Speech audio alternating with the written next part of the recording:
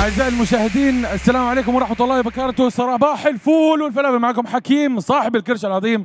أهلا وسهلا فيكم جميعا في البي ال جي جراند سلام. موجودين احنا اليوم هلا في قاعة دو، طبعا هذا كله برعاية نادي الجزيرة. طبعا بنحب نشكركم جميعا لوجودكم معنا. اليوم راح يكون عندنا نهائيات بطولة بي ال جي لكاونتر سترايك بجائزة قيمتها $100,000 أمريكي إن شاء الله. وفي النصف النهائي هيكون في عندنا أول فريقين إن شاء الله، تيم شاركس من البرازيل وتيم G2 eSports من فرنسا. طبعا هلا بدي أشكر كل الناس الموجودين. هيكون في عندنا مباراة ثانية قبل النهائي، النصف النهائي الثاني هيكون بين تيم FNATIC وتيم forZe. أهلا وسهلا فيكم. Guys, ladies and gentlemen, welcome to the PLG Grand Slam here at the Do Arena, brought to you by Nadi Al Jazeera Club in Abu Dhabi. We are here to celebrate the semi-finals of the PLG Grand Slam CSGO tournament for a prize pool worth $100,000. First semi-final we have today is between the epic team all the way from Brazil, Team Csgo.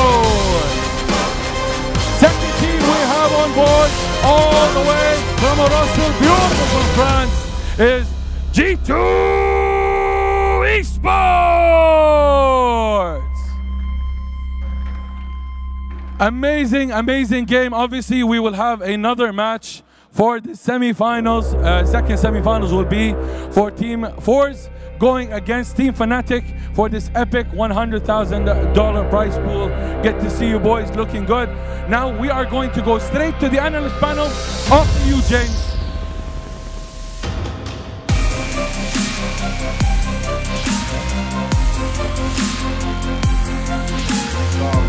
Oh, there we go. Everything kicks in now. I can hear myself. Let me get a little bit better. That's right. We're here in the Do Forum in Abu Dhabi. We're finally getting things underway. We can only apologise for the first 2 days, but we wanted to put on a great show for you guys. We wanted to show you what we can do out here at the PLG Grand Slam. And joining me on this beautifully big desk is none other than Vendetta and Blair. And guys, we've been enjoying what Abu Dhabi has to offer so far, right? We really have. We started off the entire stay over at the yacht circuit where the Formula 1 track is. I know that certain Canadian commentators are very jealous of everyone here right now. Literally had a Formula 1 track under our feet with plenty of cars that you can only dream of seeing in real life. That completely unique experience, and obviously kind of nice for me, especially coming from Norway. Like going from -5 to +25. I'll never say no to that. Not a shabby at all, and especially the pool with some nice cocktails going there. Got a pretty nice tan going myself. Yeah, I mean, you wouldn't be able to tell on me and James. Yeah, we were there as well. Of course you were. Yeah. But yeah, all things considered, I personally, and I'm sure the rest of the talent and the rest of the players as well, have been having a pretty good time overall here. Yeah, I think that's what it's all about. But before we get to the games, before we get to do what we do best of analysing and breaking this all down, we're going to show you what's been going on while we've been down here in Abu Dhabi.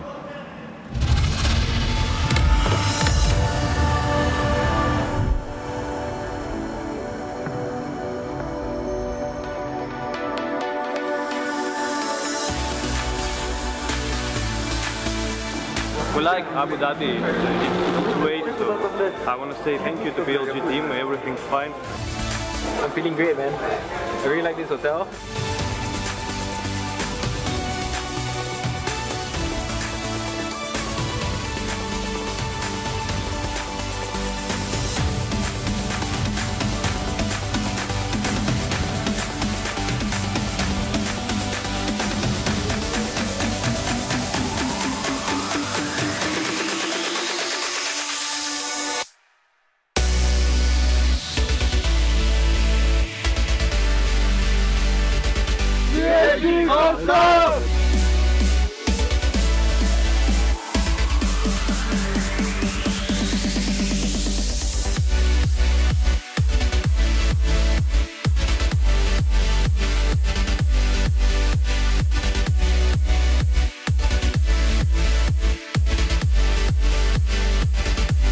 excited. Very excited. It's going to be a rock and roll show.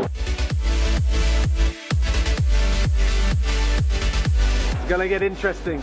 Hey, it's Robbie from Off Script on Dubai 103.8. We've been down here broadcasting live at the Do Forum for the PLG Power League Gaming Grand Slam. I tell you what, it's been a fantastic exploration for us into the incredible world of esports. There's a lot of top gamers here, some of the top in their trade, and they're going to be battling out for an incredible trophy and an incredible prize fund as well. Winning team $50,000 richer. Unfortunately, I've missed the boat for esports, as has my colleague Chris McCarty. But we've enjoyed it, have we not, Chris? We certainly have enjoyed it. It is a fantastic event down here. It is the Do Forum. We are all the way through until Saturday. Some of the best gamers in the world are here. We've enjoyed it. I just wish I was a little younger. PLG, they're doing a great job of making this a great show for the talent, for the players.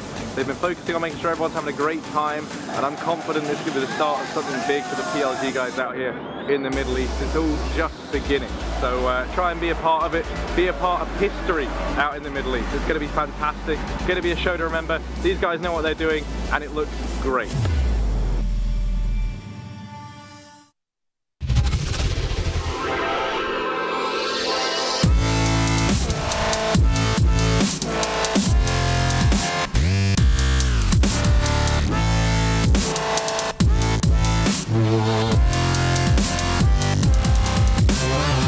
PLG is like a really huge opportunity for the MENA region, what they did, and the variety of games around here. And yeah, I feel like it's a successful thing they did here. I came here from Lebanon to watch the PLG event.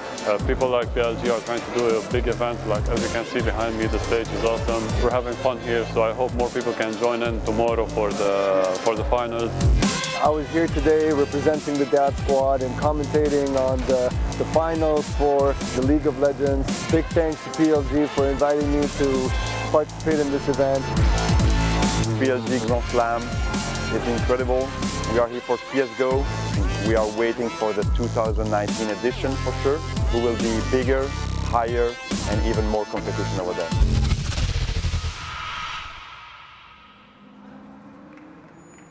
That's right, ladies and gentlemen, we are back and it is time to get these games underway. And what we're going to do to start off with here is take a look at just what's been happening in the couple of days you missed. And now, one thing I'm going to explain from start to finish of this is, okay, you guys didn't get a broadcast, but we are very spoiled in esports in that we get delivered so many high quality events on a regular basis. But this is the first time they've tried to pull something off like this in the Middle East. And hey, we wanted to make sure we put on a great show for you today for the grand finals. So this is the time where you get to see it in all its glory, and I know that these guys beside me are very much ready at the same time. But let's just talk about these groups to start off with, right? We obviously on the first 2 days we had some very top tier teams mixed in with some of the local region teams going through the qualifiers. So it's nice that we get to see a little bit something different, right? We get to see teams that we don't normally get to see. Yeah, new faces, new chances, obviously for talent to kind of showcase themselves and actually do something, make their name on the scene and that kind of a thing. I mean, one very unique situation obviously is, you know, I guess the Tunisian team, or formerly Tunisian team that qualified through the African qualifier, had some visa issues, but Brams was the only one who was able to obtain a visa. He got, you know, a pretty unique supporting cast, getting Scream and those guys and Doc, etc. To join him in. Obviously, they got to showcase themselves, and that's a massive opportunity for him as well. He gets to play with some of the more experienced players in Europe, who you know, he can definitely learn something from that whole experience and actually bring that home with him when he goes back to play with this, you know, original team. So just a lot of fun opportunities for teams that don't normally get to see this kind of competition. Absolutely. Now, looking down the groups, right, you got it on your screens there. Group A was FNATIC, Sharks, 5Power, Energy, while B was Tyloo, ECL, Greyhound, Nassar eSports, and they're the local team who's been dominant for the past 2 years in this region. On C, we've got forZe, G2, Avantgarde, and Shot Callers, and then on D, it was HR, INTZ, Boot Dreamscape, and Chosen 5. And the thing we have to look at here is FNATIC and Sharks made it through. Sharks, they've looked good pretty recently. Yep. Tyloo and ECL, so Scream's team, like you're talking about with Doc, did manage to get that far. forZe and G2, and the interesting one was just forZe's performance so far. And then we have Hellraisers and INTZ, who have both had very disappointing, by any means, results so far. Yeah, I mean, if you look at Hellraisers, I would have considered him one of the favorites in this tournament alongside FNATIC, top two easily, because you have G2, sure, you know, they are the surprise package in this tournament. But let's be honest, looking at their debut performance with this lineup, it was at DreamHack Open. They just came, I think, like 6th or 7th, like a horrible performance. They had a great showing in EPL, but that was with Smiths in existence, kind of like a last hurrah, so to speak. Pretty decent showing overall. Coming to this event, they were kind of a mixed bag. They had a very, you know, some close games here and there, but they were the surprise of the tournament. But HR getting knocked out by G2, I didn't see them coming, and that was a pretty close affair, especially on the second map. But 2-0, that's a big surprise. G2 are in the semifinals, and I think now, they're starting to build up some steam. They're feeling more like a team. They're feeling confident. They're like, all right, guys, this is a tournament that we should be normally winning with our eyes closed, looking at the rest of the teams here, apart from, of course, FNATIC and forZe at the moment. So I'm pretty excited to see this matchup. I think it's going to be one barn burner of a game. I mean, I'm just really curious. I have a lot of questions for G2. A lot. And I haven't really gotten any of them answered. I mean, yeah, the Hellraisers win is obviously a big one, but I think that's more down to an anomaly. I mean, we saw Body having a great series, which hasn't really been the trend for him as of late. You know, as sad as it is to say, that is, you know, just a fact at this stage. And for me, I don't really see where they're going to go forward, how they're going to build and improve to get to the point where they want to be. Because obviously G2, they're aiming to be a top 5 team in the world. They want to be, you know, potential contenders for any tournament they go into. I don't see that happening anytime soon, and I have a hard time seeing it happen with this lineup as well. Ooh. I think they've been really lucky in terms of like group draw. If they were the ones to play FNATIC or something, again, giving credit for them to you know, to them for beating Hellraisers. But I think if they get a different draw, maybe they go up against forZe instead of Sharks. I think they have a much tougher time actually reaching a potential finals. Now looking at this Sharks lineup, right? This one where we look and we saw them at Pro League. They were looking strong. They were looking good. They took down a kind of maybe weaker North, right? Like still, it's not a scalp. It is certainly a scalp to take, but these are some explosive, action-packed boys that have come in from Brazil, and they are really turning some heads here. Yeah, and the one guy I want to point out is our dear man over there, Knack. Oh, yes. He's an oldie but goldie, right? I mean, this guy was winning majors in 2006 when most of the players in this tournament didn't even know what Counter Strike was. You know, didn't even know about esports. Dealing with walking and stuff like that. Oh, this is how you walk. All right, oh, that's a mouse and a keyboard. This guy was winning events with Kogu. We had FNX, we had Bit, and all these old school guys. And it's really cool to see. I think it was top fragging against North as well in EPL. The thing is, here's the thing, they're in the semifinals. That's great, right? But the caveat is they lost to FNATIC, who are right now looking the best team alongside forZe. But they won their other 2 games against 5Power, where they faced twice. They beat them in, I think, the first best-of-1 game, and in the elimination game. Yeah. And then in the quarterfinals, they faced against Tyloo. Now, Tyloo, that's the team who's very hit or miss. They're looking very rough right now. Yep. They're looking very shaken up.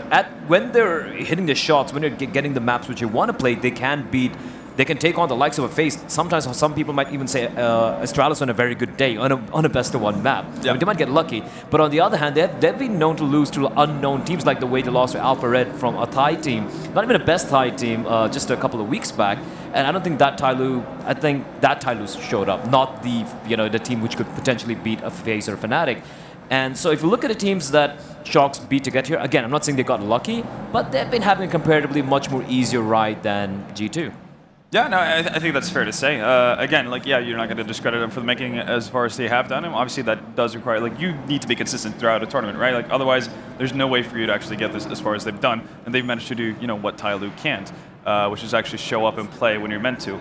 So I think in a lot of ways, you know, it's going to be exciting to see how they can do once they go up against, you know, easily the toughest opponent they've had to match up against so far in this tournament. Absolutely. So, you know, they're going to have to deal with the experience on the opponent's side, something that we can't really say for most of the others that they played in the group stages so far.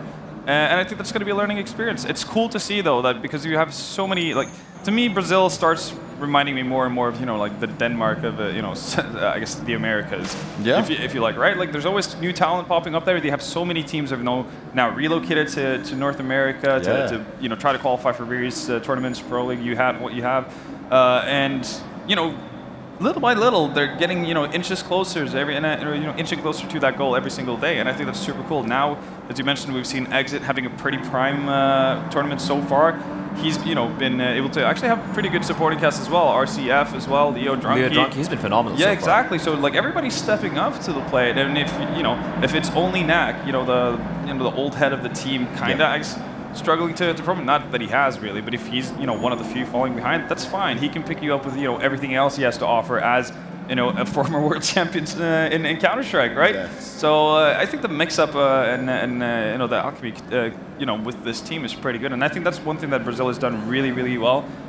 You know, while some scenes have gone from, you know, being not necessarily powerless, but definitely like a force in previous iterations, and then disappearing completely as CSGO came out, Brazil did a really cool thing where you still have so many teams still active today with like a world champion here, a world champion there. You have like Pava playing for this team, Bit's playing for that one, Knack is playing here, Koga's been in about 45 different teams at this point. But you know, they are giving opportunities for new players to actually learn a ton from players who have been at the very top. They play versus the very best. I think that's, and, you know, I completely agree with you on that. Just to add on to that, I think that's what really missed, most regions missed out on when it comes to Asia and all the other regions, where they didn't have the old school guys kind of like have knowledge transfer to the new guys. And I think they've done a great job with this. And that's what it's all about, right? It's about balancing it between the experienced and the young guns in there. But what we got for you next is a little bit of a sneak peek at the video of both these teams coming into play.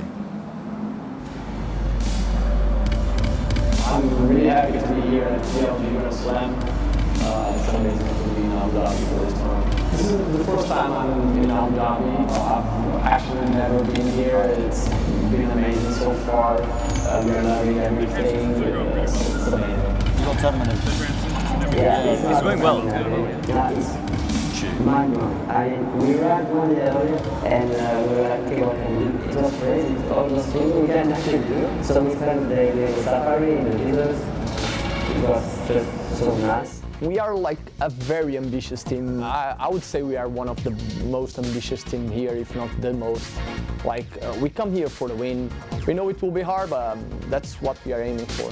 It's like we are building something up for a while now with the organization, like the management and stuff, working closely with the players to bring a new process. It's something really deep. It takes time to build. In the meantime, everything is made to make sure that improvement is made. We don't feel any kind of pressure about this. We are built to compete like all year long. We play CS all year long. We want to play together. We want to build things. We want to grow what we are doing now, and it is getting through this. So yeah, we want to play. We gotta be honest that the biggest team in this tournament is FNATIC. I think everyone knows it. But if we want to win the tournament, we need to beat them, and we are like happy to play them actually. I maybe can have a few words in French. C'est vraiment incroyable ce que nous vivons en ce moment. On est parfaitement conscient qu'on a énormément de chance d'être là. Et je sais que c'est pas évident de supporter les Français. On le voit, on l'a vu dans le football et on l'a vu dans plein d'autres choses. Mais voilà, le process est lancé et on va vous rendre fiers très prochainement. Donc voilà. Thanks everybody. It's also nice to have like the support from all the community. And you can count on the baguettes next year. The message I want to leave for our fans, our friends, our families that are always supporting us is like, your support is like very important to us. We have been doing great lately, and that's all because of you. Keep helping us, support us if we have like a bad result, because we are a team that we always give our best and we try really hard to be here and to compete against legendary teams, and we'll be up there next year too, so keep grinding with us.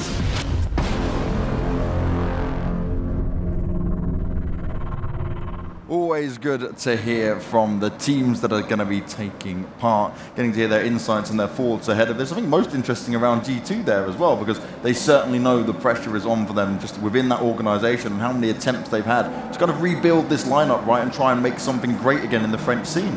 Yeah, I mean, you know, when you've gotten so far into this and how, you know, how deep Shoxy's been with the G2, and, you know, you've got all the memes of, you know, Kyo being the problem and all this stuff. At a certain point, with how much pressure it's been and how, you know, how everything's been catered to Shox, you know, for such a long time, you might have to ask, like, could he be the potential problem?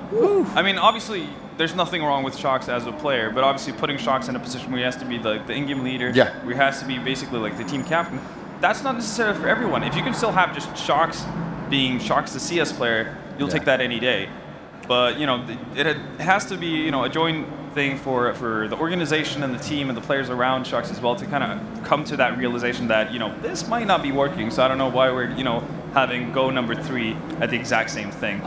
I will be a little lenient though, because here's the thing: the second the team got formed, they had I think one online game and directly into DreamHack Open, which had a very good selection of teams, mind you. Despite the fact that most of the open events usually have some of the tier 2, tier 1 teams coming in, these are some very solid teams who came through. And then we had these big upset wins like Bravado, for example, and Existence Galaxy having some great runs. So I don't really want to knock them too much about it. Then they had to play at EPL with their old lineup again, and then now they're back into this event. So they really haven't had time to gel as a team, so to speak. I completely agree with you that Shox is still as an individual. He had those moments we saw some vintage Shox coming out. But the good thing for me is just looking at this tournament in particular. Sure, they haven't had to have the toughest opponents, so to speak, but they did beat Avangard, who have been looking solid recently. They did beat HR, for example. And the great thing is Kenny S is the best rated player this event. He's looking pretty. He's slowly getting that. For G2. For G2, that is true. And then, like you said, we had Body as well. It's kind of stepping up to the plate. Now the big question here is Jackie and Lucky, yeah, and Lucky Jax and Lucky. I'm sorry. Like these two guys have been picked up. They were pretty solid in 3D Max, but now like welcome to the big boys club, right? You need to really show what you can do. Now the thing with Shox is that all the pressure on his mind, on his head, like you said, on his shoulders, that I need to make something click here. He needs to activate these two players. If it's just him going to be dropping a 30 bomb alongside Kenny S and winning it, then what's the point in picking up two new players and removing Existence and Smiths, right? So there's a lot of work to be done, but if they manage to pull off the win in this tournament, that could be huge emotional boost for this team, and we all know the French and emotions. If that gets going, it could be great for them, right? Yeah, it's true. I think the one just innate benefit that they have from obviously the previous lineup is just on average overall they have more firepower to the squad. Agree. Than what they did. Obviously they've lost something in other areas of the game, and it remains to see how that pans out. But I think at least short term, having more firepower is always going to do some sort of benefit, right? So they might be able to do something with this here. But I think eventually, when it comes to push comes to shove, and they go, let's say they deal with Sharks and go up against a FNATIC, for instance, in the finals. Yeah. That might be really, really tough. And this is the thing, right? Shark, you talk about G2's firepower. Shark's got a lot of that themselves. But I've got something good that you guys definitely love as well. We're going to get into that veto mode as well and find out exactly what maps we're going to be playing across this best of 3. So guys, as we start to see this go down, obviously we're aware of the insta bans. We know how this will play out, but it's the rest of the maps that get interesting, because G2's still that bit of an unknown on where they'll go. Yeah. But I mean, the cool thing for Sharks is that this works out pretty nicely for themselves. Like with their go-to veto being Overpass, that's one of the more played maps for G2 as well. Yeah. G2 on their end, they're probably going to lean towards a train ban, I would imagine. I think they might go for Mirage here. Only reason being they did have the win over HR 16-14. If you beat HR and Mirage, it's great, but it was still a very close win. And Sharks are dominant on that map. See, here's actually where there's a bit of an upper hand for the Brazilians. They're also really, really good at cash. I would be terrified if exactly, there we have it. I would be terrified if I was G2 to let cash open. I see a Mirage pick. Yeah, Sharks have something like, I don't think, 92% win rate on cash, and we just know notoriously that Shoxy's teams that's an interesting one there. Okay, that does too make sense from G2. They've been pretty solid on that map. It's a classic map for the French. They're doing well for there. But the train pick is spicy. I'm liking that from Sharks. That's a punish pick, 100%. They knew that they would get either cash or train going into this. I mean, they would have to, obviously, G2 only have one ban to go with to start things off. So I think this is an excellent one. I think they're giving themselves the best chance possible to actually get it to a third map. Scary. Inferno and Mirage going out. I'm happy with this. I'm loving this. Nuke. That's exciting. You know what? I'm loving this veto from Sharks. I think they play this to perfection. The only thing, obviously, they could have hoped for is that G2 maybe get careless. Maybe they stick to train as a veto, right? And let cash through. That could have happened. Then maybe they would have felt a little bit more comfortable. But I think Sharks couldn't have asked for any sort of better veto than what they got right now. Nuke is a map that they actually like picking a lot, and if you look at some of their games that played in North America against like the North American teams, most teams would like to ban out Mirage against these guys because they're ridiculously good at that map, at least against domestic competition, and they've always been using Nuke as kind of like a surprise pick. So I was a little surprised they didn't go for the Nuke, the cheeky Nuke, because they're pretty solid in that as well. But hey, you know what? Like you said, this map pick is really going to favor Sharks. I won't lie. And with all the pressure on G2 right now to perform, that if they got knocked out early in the group stage, it's fine. No sweat off your back. Just enjoy. Just say, you know what? It's one off event. It's okay. Go back home and come back and make it happen. I'm not sure they're going to get it off that easy if they went out. In I don't know. I'm just trying to be nice here, right? Yeah. But here they are in the semifinals. They're in the top 4 spot guaranteed. This is a great chance to get to the finals, maybe even get the win. pressure's on them, Sharks have nothing to lose. Yes, they've had a comparatively easier run than most of the other teams in the semifinals, but looking at the map pool, I completely agree with Alvor here. I think this could slightly tilt the favor in the favor of the Brazilians. And the thing is, right, I was speaking to the Brazilians at ESL Pro League that we just got back from, and they just literally were saying, hey, look, people are underestimated when they really shouldn't. And he goes, we're prepared, we're calculated, and we are always ready for any opponent. And the thing is, they're literally fearless. These guys will just play a straight-up heads-up counter-strike when it comes to it, but they've also got the tactics to back it up. It's a little bit different from what we see from some of the other Brazilian teams on the lower level. Immortals. Always. How was just delivering fire? When you were talking about, you know, the explosiveness of Brazilian teams, like all I could just like picture in my head is like them like rushing Monster on overpass, just screaming like "Eota!" like as they were going through, which I think is a super fun way to like obviously like watch Counter-Strike. I love watching the old Immortals teams.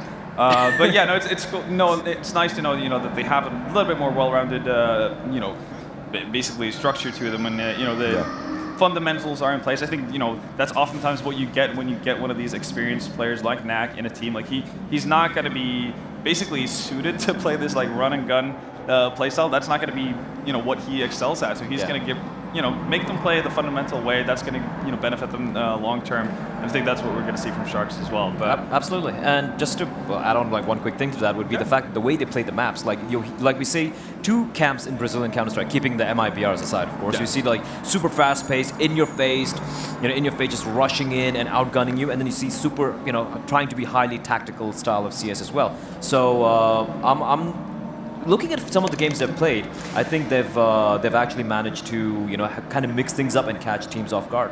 Yeah, I'm really looking forward to see them actually get into action, really, because we haven't been able to see them getting really tested versus, you know, top level opponents. And I mean, as much as we talked about it, as we see Knack and Sharks going head to head here, I will say, you know, as much as we've leaned towards Sharks having a great veto and all that, the individual skill is still going to lie with, or the individual edge, I should say, is still lie with G2. And some of the reasons is what you see here. Sharks is still a phenomenal player.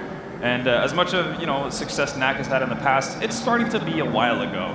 I mean, if this was Knack of 2006, then sure, we might have more of a closer battle. But, you know, that's not really what he's meant to provide for this team. As much as Sharks, he's meant to be, you know, one of the spearheads for G2. True. But if you look at like the way he's been playing, right, like Sharks, there have been moments where in some of the games it kind of felt like I saw him at Open, the first event, when he played with this lineup, and it's almost like he seemed to get a little frustrated, and it's like, you know what, screw it, I'm just going to do this myself. Oh. Now, if we see that Sharks, now, yes, he can definitely drop a 30 bomb or something insane, right? But at the end of the day, it's about building a team. It's about making this thing click. So how desperate are they to win this event, come what may, or are they just going to try and stick to what they are used to, what they're, you know, working on, or is the pressure going to get the better of them? If Sharks gets off to a very good start, how are GD going to react to it? I think it's a real big test here for Sharks because, like we said earlier, there's no pressure on Sharks. They've gone very deep in this tournament. They're here just to have fun.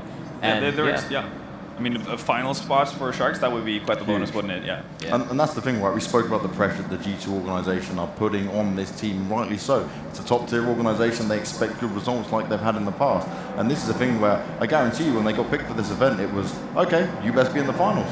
Yeah. Especially when you've got like FNATIC, them, Hellraisers there. G2, yeah, you should be making this. Here's an interesting fact for you guys. This is the first top 4 guaranteed placing for G2 in the entire year. Wow, apart from the E-League major qualifier where they did manage to get, I think, like 4th or 5th or something like that. That's a qualifier. That's a qualifier. That doesn't count. And ever since then, this entire year, they have not had one single top 4 placing till today.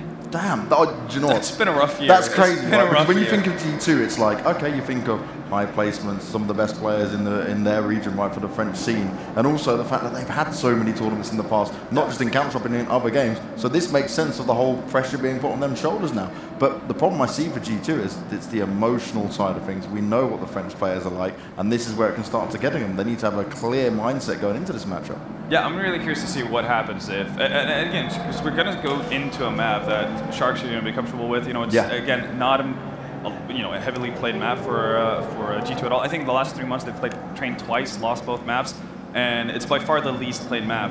You know, that the core of G2 has played. So, you know, if they get off to a rough start, I mean, is Kenny going to get, you know, down on himself because he's, you know, potentially not winning out duels he normally wins? Is that going to spread to the rest of the team? Like, how they're going to deal with it? I don't know if they have like a pick-me-up guy anymore like not to say that Smith necessarily screamed of happiness and joy necessarily like when he was playing. The same thing for Existence as well, even though he looks like he's from Dragon Ball Z or something. He looks angry all the time, let's be honest. Yeah, but like having someone kind of like be the passionate guy in the team in that sense to bring you up, like someone like an Apex, right? Shouting, screaming, trying to get everybody on board. I'm not sure if G2 has that yet. Then again, I haven't seen Jackson. The young guns, yeah. Maybe they are the ones to do it. It would be fun to see, but I definitely think that could be, G2 could very quickly become their own worst enemy. Yeah, and that's the problem that they'll look to kind of try and solve right throughout this. Yep. Going against a team like Sharks, they should be, okay, look, we should be comfortable in experience-wise, we should be comfortable in our own ability against them. But I think the worst thing they could do is underestimate them. And that's what I love about the Sharks guys. They're confident against whoever they play. When I spoke to them before they played MIBR, they knew how good MIBR can be. And yes, they got smashed. But even afterwards, they were like, hey, look, didn't got a plan, but we played our game.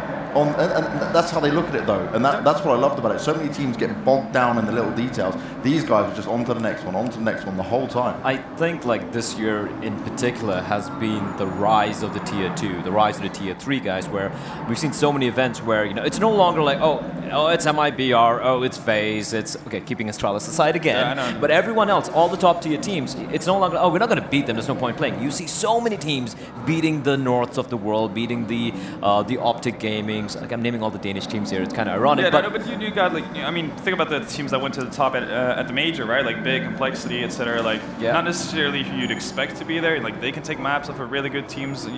A lot of the really top tier teams, whether it is their performances dipping more often or not, that doesn't really matter. Again, still showcasing that Tier 2 teams, Tier 3 teams are able to step up to the challenge and actually step up to the plate when it matters more so than what they did in the past. I think that's a cool thing that adds more excitement to any sort of matchup. Absolutely. Unless Astralis is playing. And if you look at true, that's that caveat always, right? But here's the thing, like looking at the map ban veto, like whatever we've done with over here, the one thing that strikes me is the fact that they had the freedom to pick Mirage. The Brazilians, they could have picked it. It's a map they're very comfortable on. It's their home map, but they're like, you know what? Let's do Train. I know they have some mixed results in Train. They're not like super great on it. Yes, G2 is much more weaker, like you said. It's a punish ban, but the fact that they're going for these more riskier plays rather than saying, all right, guys, we're going to be playing G2. Let's play it safe. Let's try and make play to our strengths. The typical cliches. No, they didn't go for that. They're like, we're just going to go for it. No, we're going to just take the fight to you guys, and that's pretty cool. But then again, that could fall flat on your face. Because G2 is going to be playing on Dust 2, a map that they're very confident and very comfortable on. And then Train, if that gamble doesn't play out, it could be 2-0 for G2 very easy. Boom, done. I will say this though, like I will never be confident in a team that has Dust 2 as their go-to map. That is true. That is true. Just like doesn't make sense to me. There's so many other maps you can specialize in that actually makes sense, where you can have like that stability to yourself.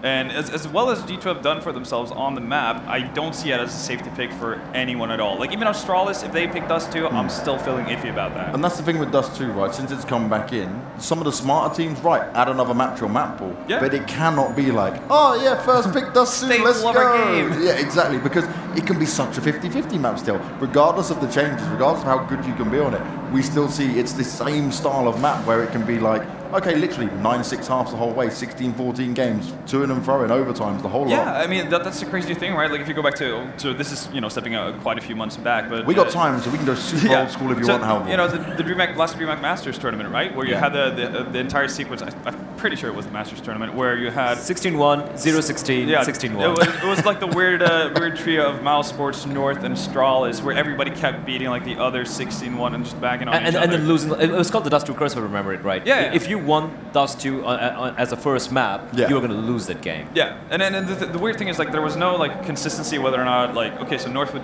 win 14-1 on their CT side in this map, and then they play CT side versus Team B next time around, they lose 15-0 on the same side. Like there was no.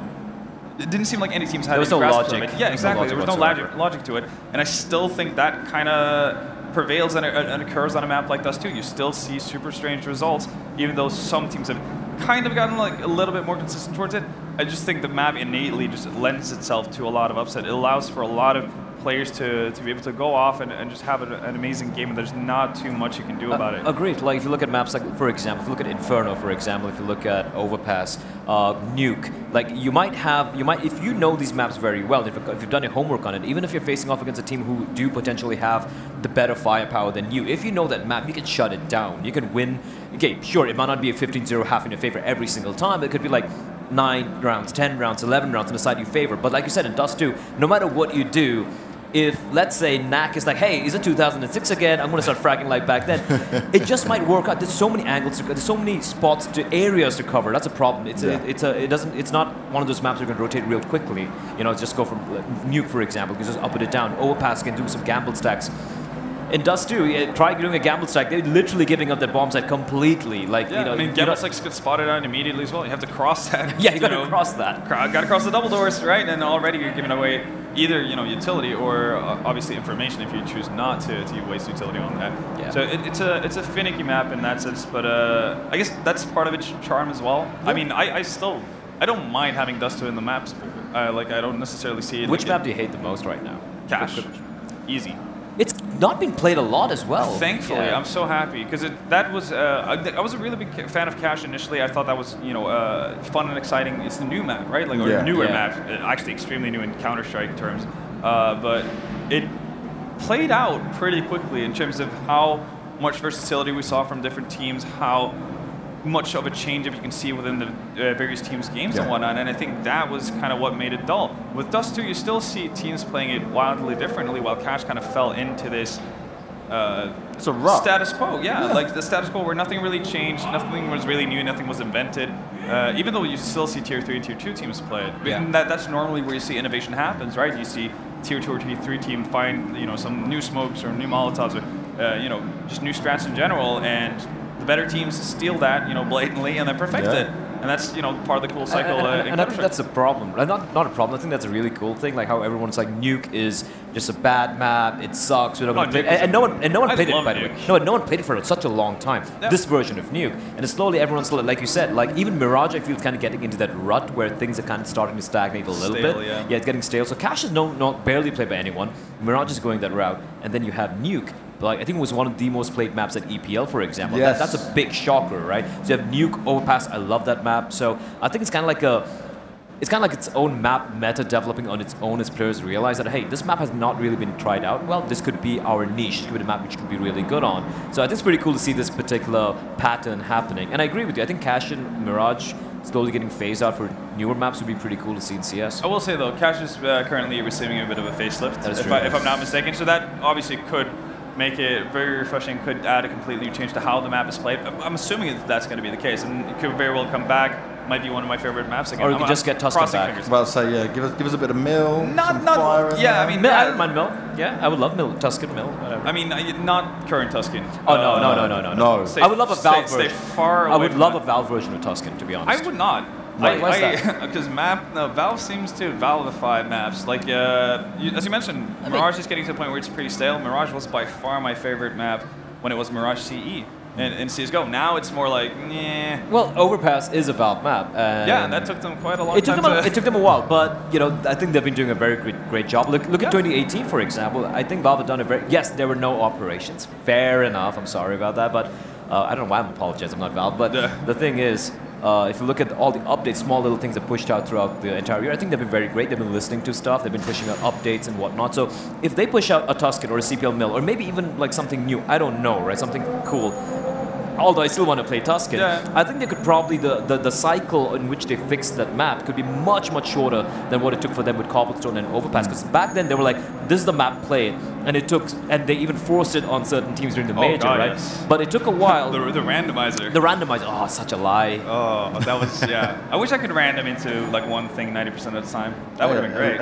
At least we've gone away from the whole every map is decided in advance for you. At least we have a veto process now. That is true. Yeah, we're not in 2003 anymore. People might not even remember back home the fact that we used to have games where it was like, you turn up at a tournament, first map you'll play Nuke, next map Cobble, next map after that, and every grand final was Dust 2. Every grand final. Best of one, that's all we did. Love it. Yeah. Crazy times. We've moved on so much further from there.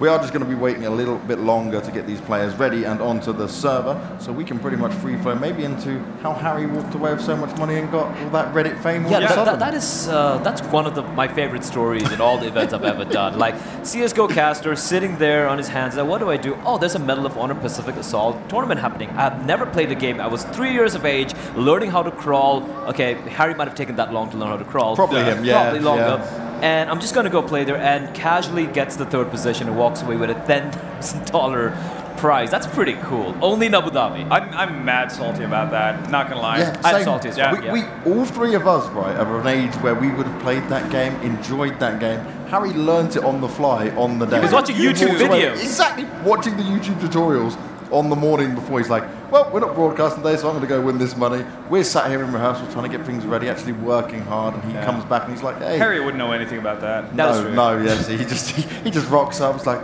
hey guys, let's go. I'm here to commentate. My voice is lovely. I'm ready. I also saw the video with the crowd chanting Harry's name. That is so surreal. The thing is, he was literally was like a split crowd, right? So there was one set of the crowd all for Harry, and the other side of the crowd were all for their local guys. And it's like this little face-off. And once he won, they were all running down, shaking his hand, wanting pictures with him. The most insane experience. He won $10,000 off a deathmatch game. Well, to be honest, he's been buying us a round of drinks here and there, so all things forgiven, you know? Yeah, no, I mean, yeah, as salty as I am, happy for him, absolutely. Yes. We're happy when he gives us the money and pays for our drinks for the rest of this, like, little event that we've got ahead of us. But you know what time it is, guys? We've done enough talking. We are ready to get ourselves into the game. It's finally there, and it's going to go to that lovely English-sounding voice of Snods with a little bit of an Irish mixed in there with Dinko. Over to you guys. Yes, thank you, James. Finally, we're here as Nods. We're ready to cast some Counter-Strike, and hopefully it's going to be some Counter-Strike that provides for us. Yeah, exactly. Obviously, we waited 2 days here. We've had delays, issues, cancellations, but we made the most of it, the best of a bad situation. We've got to give credit to PLG as well. They've really, well, made the, as I said, best of a bad situation. We've loved our time here so far, but we are dying to get in game and start commentating. Yeah, and we've got a pretty good game coming up as well. Sharks taking on G2. G2, one of the big hitters, the big names coming into this event. I'm really excited to see how they're going to fare against this Sharks team. Yeah, I think a really, really good point, as one of many that Vendetta made on the long intro segment there, was the fact that what happened if it was forZe versus G2 instead of Sharks versus G2? Would there have been a difference in the sense of, you know, maybe the upset potential here? So far, forZe have definitely looked like the best team here, haven't even dropped a map yet. Yeah, forZe have been one of the most crazy teams coming into this, one of the craziest stories in this event so far, and I'm really looking forward to seeing some more action of them later. But in this one, you know, Sharks have been a bit of a story themselves as well. You know, coming in, we definitely expect, you know, Hellraisers, Tyloo, G2, FNATIC, they're the big teams we thought would get to this stage, but Sharks and forZe, they're the two teams that have come and upset and done better than people would have pitched them to do so, and we get in here against G2 in the semi-final. Yeah, I think for me, obviously, for Sharks to make it to top 8 the quarterfinals at this event, I think it's fair enough. That's fairly expected. The 2-0 versus Tyloo was definitely the one that shocked me as well. 2-0, didn't even drop a map versus them. I mean, when we saw the games in person, it was a very, very one-sided affair early on for Tyloo. I think it was 11-4, 12-3 at the half in favor of them on the first map, all going in Tyloo's way. We're expecting Tyloo to be here right now versus G2, but somehow they brought it back. I've got to say, Exit, RCF as well, they have played unbelievable so far this tournament. And I'm really excited to see how they fare versus the French team, the new team of G2. Yeah, exactly. That is another talking point. The brand new team of G2 coming into this event. A little bit weird. The last event they played with was with Smiths in Existence. They had already made the change and played DreamHack Winter with this roster. And again, they didn't really have a great performance there. A lot of people sort of pitching them, maybe having a little bit of weakness, and the problem's not fixed on this team just yet. Yeah, obviously, you mentioned DreamHack Winter. Coming into DreamHack Winter, you know, the recent Pro League finals, this event as well, the new roster hasn't had time to, I don't want to say gel, because maybe they've obviously coming from a domestic scene, they're going to be knowing each other, playing with each other in lesser teams and domestic tournaments potentially from prior. But here and now, they haven't had time to practice. I believe they had 1 week or so before DreamHack Winter, and Jack said in a recent interview as well, while here at the event, that they just haven't had time to go over strategies and really get their, well, team on lock. And so far, it's just loose play styles, on-the-fly calling, and you could argue that's really the best for a team like G2 with the skill of Kenny, Shox, And yeah, the new additions as well. Exactly. Let's talk a little bit more about those new additions, right?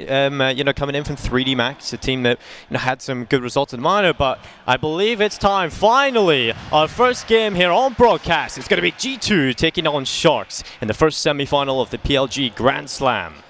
And here we are, as you said, finally in game. Sharks on the CT side, G2 on the T side, as already. It seems like it's going to be an execution coming from G2, smoke coming in towards Connector, but JNT can still see through it. Long range angle held from Leo, but up on top is Nak. He taps away. Leo and Nak, they double up for 2 kills coming in for Sharks. Early advantage coming into the pistol, but Sharks, he's close. Playing with the smoke. He's finds the headshot on top of the train, and it's man advantage pulled back for Sharks at least. Only 1 though. Nice shot there from Lucky in towards Connector, onto JNT, but that's a crucial frag from RCF. Bringing this one back into a man advantage for the Brazilians as the bomb stampedes his way down the B lower ramp here in towards the B side. But oh my goodness, RCF. There you have it. 3 kills there from him as he snipes them down the B lower ramp. And this goes 1-0 for Sharks on their map pick. And as Blair Vendetta said, it felt like Sharks definitely got the better off here. Well, the better end of the stick in the veto. Train, they won 16-5 in their best of 3 versus, I believe it was 5 power. Exit was playing unbelievable in the matchup as well. Then we saw RCF playing very well in the initial matches as well in the groups. And for Sharks to win the pistol, it's the beginning of this underdog storyline where you win both pistols, you gain the additional 4 rounds, you maybe win that first buy round, try and break your opposition's money and get off to a strong lead and carry that momentum through the best of 3. Assuming this will be a little bit of a technical pause early, a little bit of a hiccup, and we should be back into it shortly. But that pistol was pretty convincingly won by the Sharks side. They had a nice little setup inside of the A bomb site. Yeah, it was very interesting to see how Sharks played that. Obviously, G2 went for the execution towards the A site, through Popdog, through T-Main, they smoked off Connector, and Sharks were not playing close. They played far back, they played on the Connector, they played Heaven, they played the far distance angles and used the USBs to their advantage, so very, very well read by them. But into this one, it will not be the force buy from G2. Obviously, 2 months ago, the change in how the round loss bonus is affected by the pistols. $2,000 across the board here for G2, so they can save this one. Only 1 flashbang for Sharks, flash over, try and get 1 or 2 kills. But it should be a buy round in round number 3. Yeah, this should just be a brick wall that G2 are about to run into. Sharks have all the rifles in play. They've even got that 1 SMG in the mix. So this should be a little extra cash and a free round here for the Sharks side. Waiting as the play, just perhaps G2 trying to find a little bit of info, see if anybody gets aggressive, perhaps pick up a kill. The point of this is sort of, you try and play it slow, you can come up with the next decision. Here comes the flash, it's going to be a fast play into towards the A-bomb site. Naki spraying through, Kenny S able to find a follow-up, but still going in favour of the Sharks as they find themselves more kills. It's only Sharks, but he still gets a frag. He could get a little bit more here as he begins to push his way through the sandwich position. And 44 seconds left, he gets himself a frag. It's into a 1 versus 2. G2 making this extremely expensive, but RCF, he'll find the frag eventually. It's 2 on the board for Sharks. Even lands the dink there as well onto RCF.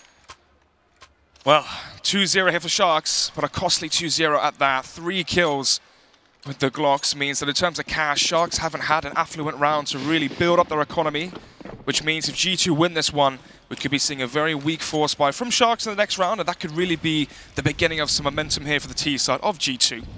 But for now, they're a very standard default from the French side as they go 2 towards alley, 2 towards the B halls, and leaving Shocks in towards T main. So this allows for 2 players to take control towards the B upper halls. Obviously, Jax and Kenny S take control towards alley, and once they have that map control, they can be that mid-round call from Shocks as to where they're eventually going to conclude the round. The extra couple of kills that G2 were able to collect actually affords them much more utility than perhaps they would have had. So it gives them plenty of options, and there is certain weaknesses within the Shark side in terms of their utility. So they're not going to be able to hold that off as easily as they would have loved. And so G2 going into the slower default, trying to find some information, poking and prodding, deciding where the best place for them to hit is coming into the final few seconds of this round. Like he'll peek out, finds a little bit of info, or lack of, and that will slow the play once more. 50 seconds remaining, and take a look at the utility currently for G2. They had the smokes, the Molotovs to go for an execution, and as I say that, now they're primed and ready. Seems like they're positioned for a split down Popdog and through T main in towards the A site. But Dinko, look where Leo is. Leo up close and personal, but the shots come through, right through the smoke, able to connect, scopes in. Should have got himself 2 kills there realistically, but only gets the 1.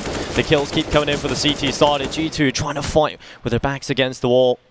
Lucky rattling shots off towards heaven, but Kenny, he's got himself a great position in behind the green train as he slips his way through hell. That smoke will begin to fade, and he can have a little look inside of this A-bomb site. 10 seconds, they have to move so quickly. Kenny, he's going to miss the shot. It's into a 2 versus 4, and it's all over here. G2 might as well just save these weapons. They have to at this point. 5 seconds remaining. There's no chance for them to go in towards the B site. Sharks have done it into the first buy around here on train. And for G2, they had a very typical round. 2 alley, 2 B upper halls, 1 team main. They took control across the map. And when they went for their A site execution, Leo just heard the smokes being primed. It forced an early rotation from the B site from Sharks. And it felt like immediately they had 4 players on the crime scene ready to deter G2. And now into round number 4, it's going to be the force up. Oh, actually, no. Obviously, Lucky and Shock saved with the bomb not going down, which meant they got no round loss bonus. Apart from that, the rest of the players from G2 have saved, but they have got a Deagle, CZ, and P250 at least with some light utility. So maybe there's a chance into this round for them to have an upset. But so far, 3 players here towards Ali. It could be a simple contact play from the pistols. But Leo, once again, close towards team main, searching for that first kill. But Lucky so far playing nice and passive. Doesn't want to take the early risk. G2 looking to try and gather info, but Leo using the AUG close angle. Knack and Exit will help each other out, get themselves the easy sweep up as Sharks will get 4 and drop all 5 players of G2 without taking a fatality themselves. So an excellent start from the Sharks side. 4-0 as we head into round number 5. In terms of money as well, we saw 2 players saved, so they're going to be fairly broke into this one. Could argue for an eco in this current round, but then again, they might force it. As the buy is here. Galil for Lucky, but apart from that, AKs across the board. Kenny S in towards Olof. Trying to see if he can search for this first kill, but it seems like his feet have been spotted there by Leo. Seems to have such good control here towards T-Main as the push comes through. Shocks, 1 for 1. Eventually going to be traded out. It's going to be Knack as well here towards Connector. And we see ourselves almost in a deja vu situation towards the A site, 3 versus 2. Yeah, Lucky and Kenny S having a fight again with their backs up against the ropes. Kenny S is on 25 HP as well, so he will be dropped very quickly if anybody decides to take a fight or spots him. So they need to find the instant kills. Knack just in below heaven on the bottom of the ladder. Kenny S having a bit of a search, actually spots the angle, but there's the bullet. Exit will drop Kenny. It's all unlucky. The new addition to the side as the bomb lies right in front of his feet. He'll have to try and collect that and try and win this 1 versus 3. 45 seconds remaining for the new addition of G2. He's been gifted some insight, spots the gun barrel of Exit, takes him down towards Hell. 35 seconds left here. The bomb in his possession as the next peak comes through. RCF, ooh, he goes down as well. That's a very nice shot. Knack is right to low HP. 23 points of health. And Lucky just going to go up the ladder in towards the B site. He has full utility as well here, Dinko. He can Molotov towards the Connector, smoke the bomb off. There are so many options here in this 1 versus 1. Yeah, Lucky planted in the default position. He's got himself the triple already. Would love to get this quad kill to finally post 1 on the board for G2. He'll throw the smoke and cover the vision. He slithers his way back into the ramp. Doesn't have the info or anything to go off here, so he has to play as safe as possible. Luckily for him, Knack is going to be coming in from that connector area. He's towards the back of the bomb site, so Lucky has a great position currently. He also has that Molotov if he needs to use it later in this round, but Knack has got the kit. Does he decide to go for this even? Knack is leaving a lot of, not a lot of time for himself as he runs back into the site. Lucky just 1 bullet, he'll take him. There we go. It's G2 on the board with 1. G2 being gifted their first round here. A 1 versus 3 from Lucky. Quite ironic for his name because that was very well played. Into round number 6 we go, and you can see how G2 are changing their strategy so far in this matchup. To begin with, it was slow, steady, execution-based, and in that round, it was Shocks and Kenny S, the stars of this G2 team, searching for opening picks. But speaking of that, Dinko, Leo comes charging in already. Lucky about to have a bit of a fight here. There has been a tendency for Leo to want to go for these aggressive plays so far in this game, so G2 should expect that sort of play from him. They've done it a couple of times to it as well, so they should set up accordingly, and you see Lucky has that in the back of his head. Look how much damage is being done across the board already though. G2 have 2 players being dropped pretty low. Double orb set up from Sharks, one towards the B site. Oh, also 2 orgs as well, so 4 scopes in the server for the Brazilians. And let's see then, Body, is he going to be expecting the AWP from RCF here towards the B upper halls as he comes walking in, and that's exactly how RCF is going to want it. Slow and steady, very easy shot to land as the flashbang doesn't connect. That's some poor utility usage there from G2 as through the smoke KennyS gets tagged. Leo is just loving this aggression so far in already. He's just trying to find a little bit more here as he smokes again. There's a stay on the opposite end of this. There's no way G2 get through here without losing at least 1 player. So things are looking great for the Shark side currently. Sharks waiting on the opposite end of the smoke. Knows Leo is likely to have stuck around in this area. He'll walk through that Molotov. He doesn't care. Walks right into it, but he might die to it. There we go. From the grave, Leo able to find the trade onto Shocks. KennyS has got himself a decent position inside of Pop Dog. We'll gather the info that Knack is still here, but no. The headshot comes in. Jax is finished off, and it's Kenny versus 4. 9 seconds remaining. Impossible scenario here for KennyS. He's going to be forced to save his weapon. And this is a dire, dire situation now for G2 going forward, as this means their money will be reset. Back down to the $1,400 round loss bonus. And Dinka, look at the money. $1,500 for Body. Jax, $1,700 for Shocks. Yeah, first pause is going to come in from the T side, and I don't blame them. They've got 30 seconds to try and work out the best way to redistribute their wealth, and to be honest, there isn't really much wealth there to use. Yeah, they've just got to find a way of maybe picking up a couple of pistols on some of the players that have a little more, and I would say that's only Lucky at this point. So you could go for the force buy, try and play around this M4 that you have on KennyS. That's definitely a possibility they can play with. But at this point, it's all about getting rounds, because look at Sharks. Look at the start they've got already. 5-1, and you've got to believe that lead's going to grow. So far, 4-round advantage for the Brazilians, and with the force buy coming in with only 2 rifles and one of those saved in the last round, if G2 lose this, it goes 6-1. They're forced onto an eco. We could be seeing 7-1 lead here for the CT side of Train from Sharks. But this is their map pick, obviously, for G2. New roster, they haven't had time to practice. Maybe a 2-1 scoreline is going to be humbling for G2 going into the next round, the grand finals, versus either forZe, who have looked unbelievable so far this tournament, and of course FNATIC. alley control early on here from G2, the normal smoke towards the back lanes, and then the Molotov out towards the green chain side. But Leo seems to be everywhere on the map, and so far, he's looking like he's primed for a flashbang. Oh wow, sprays them all. Knack able to help him as well. They find the quad kill between the 2 players, and it's on Shocks. So 1 versus 4 as he slithers his way back down the ladder room. Smoke comes in, they know exactly where he's coming from, and he'll run out, at least trying to find something, but exit long range, this AUG is able to find a frag. And these scopes have really been working well for the Shark side, adapting the AUG in play. And let's think why these scopes are working so well. Typically, when you have an AWP, it's very good versus contact plays and versus teams that are facing often, going for picks, trying to get early aggression. AWPs are not good versus executions and utility usage. That's very, very effective. And so far, what have Sharks done? They've AWPed far back positions, they've AUG'd from far back positions, and G2 have just walked into their scopes time and time again. I feel like an adjustment here from G2 could be to go for more of an execution style. But so far, this is a very one-sided matchup, but it's only 7-8 rounds in. We can't be getting too overzealous so far. Yeah, this is looking great for Sharks. Just want to pick up the easy frags, the free kills, but G2, they do get the bomb plant due to the sort of passive plays that are coming in from Sharks. They will be afforded that, but Sharks don't have any money problems themselves, and the problem actually lies over on G2. The loss bonus building up along with the bomb plant. They've got themselves enough money for a buy to come through, but at this point, it's not enough just to get the buy. You have to start getting round wins. As I predicted, 7-1 after the reset earlier on. Another pause here, this time for the CT side, and could be many reasons for this one, Dinko. Obviously for Sharks, they know that this is a major round to win. This is the round now where G2 are going to have their full buy.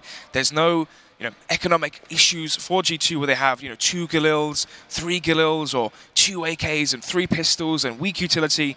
This is the full buy from G2. This is where they have the full assortment to use to their advantage. So for Sharks, are they going to get very aggressive this time? Try and change up the tempo, go for a flash push towards Ali, go for a B upper push, do something. Throw a span in the works and catch G2 off guard, and if they could win this round as well, they've already won the half at 8. So, coming into this one then, Sharks keeping to the 4 scope set up, 2 orbs and 2 orgs as well. And for G2, they're going back to the 2-1-2 default. Actually, no one going in towards team mains. That could signal. Oh, what is this? RCF going for the suicide play up towards Brown Halls, right into the Molotov he goes, unable to find the kill of course, but falls back safely. Elsewhere, J&T is able to find the opening as Kenny S is dropped in the battle of the ops. It's Sharks to win that. Yeah, aggressive with the op towards B upper, aggressive with the op towards Ali. Very, very well played from Sharks as they pushed against the default from G2. We haven't seen the AWP from Sharks work well so far towards Ali, so that slight adjustment catching Kenny S off guard as he went for the peak. And now 5 versus 4, look how passive Sharks are playing. They know they have the lead. They need 1 kill before the bomb goes down. Try and play a 5 versus 3 retake. And with the utility, the 4 Molotovs they had, the defuse kits, the flashbangs, well, they could run this clock dry. 15 seconds left. Seems like they're going to be poised for an assault towards the B site. They're trying to fake the smokes through Pop Dog towards A. But it seems like Sharks won't be budging just yet. They've still got the AWP here from RCF. And of course, Nak, the in-game leader and captain, to show us how to lead by example. Waiting for this inevitable push towards the lower rampart is Nak. He's got the Molotov, so this should delay, but he comes through, panics, jumps, sprays for the headshot as Jax is dropped. Nak able to double up, and his teammate are coming in to help him as well. Nak is doing a lot of work as he shuts them all down. JNT coming in with a follow-up. G2 are eliminated cleanly once more. Sharks are in control. Strange to see G2 unable to trade the kill there onto Nak.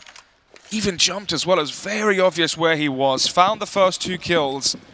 But that player running in underneath Heaven should have been able to get the trade frag and allow the bomb to at least be planted to give them some extra cash in this 10th round. Instead, 8-1 for Sharks, and only 10 rounds in, Dinka, they've already won the half as a bare minimum. AWP here changed, different angle from RCF. Very risky to play this up close versus pistols, and we might see why.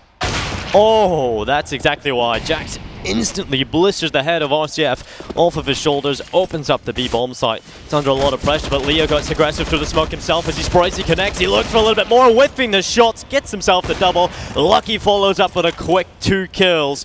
And it's into a 3 versus 2. Finally, G2 have an advantage coming into this retake. Shox gets aggressive, moves in, sprays with the CZ, it's all on exit. He gets one with the HE, sprays for the other. It's into a 1 versus 1. Kenny S up against exit. 8 HP on Kenny S. This is going to be so difficult. Exit moving his way. Kenny on the oil train. The headshot comes in, and Exit hits the huge clutch. HE grenade to get the first. Shox was already on low HP up close.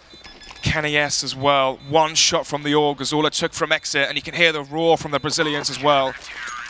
Known for how passionate they are and how invested they are into this game. And right now that passion is paying off. They're pumped up and they're 8 rounds in the lead so far on their CT side of Train.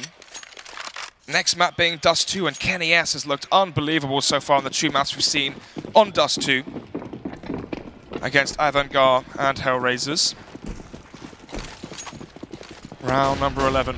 2 orbs here for G2. Yeah, this is what we like to see. You know, Shox and Kenny S used to whip out that double up setup. It used to be very potent. Let's see if it comes into play here. This could be the play. You know, generally on the T side, you don't see the double up come through as much. There have been times I've seen it used. Typically it is G2 that do whip out the double op setup, and the power of the double op setup is if you shoot the AWP towards team main, the AWP on the CT side, J&T in this example, doesn't expect the second AWP towards Ali and would overface, overpeak, and give that kill away. And this is exactly what Shox was searching for. Exit never expected an AWP to be towards Ali after it was shot towards team main. And the great thing about the double up setup, Dinko, is the early picks. The problem is transitioning this into the round win could be very difficult. with 2 warps as they are pushing in towards the sites. The rifles are very pivotal now. They have to get the entry frags. This could be great if Shox is able to spot that player.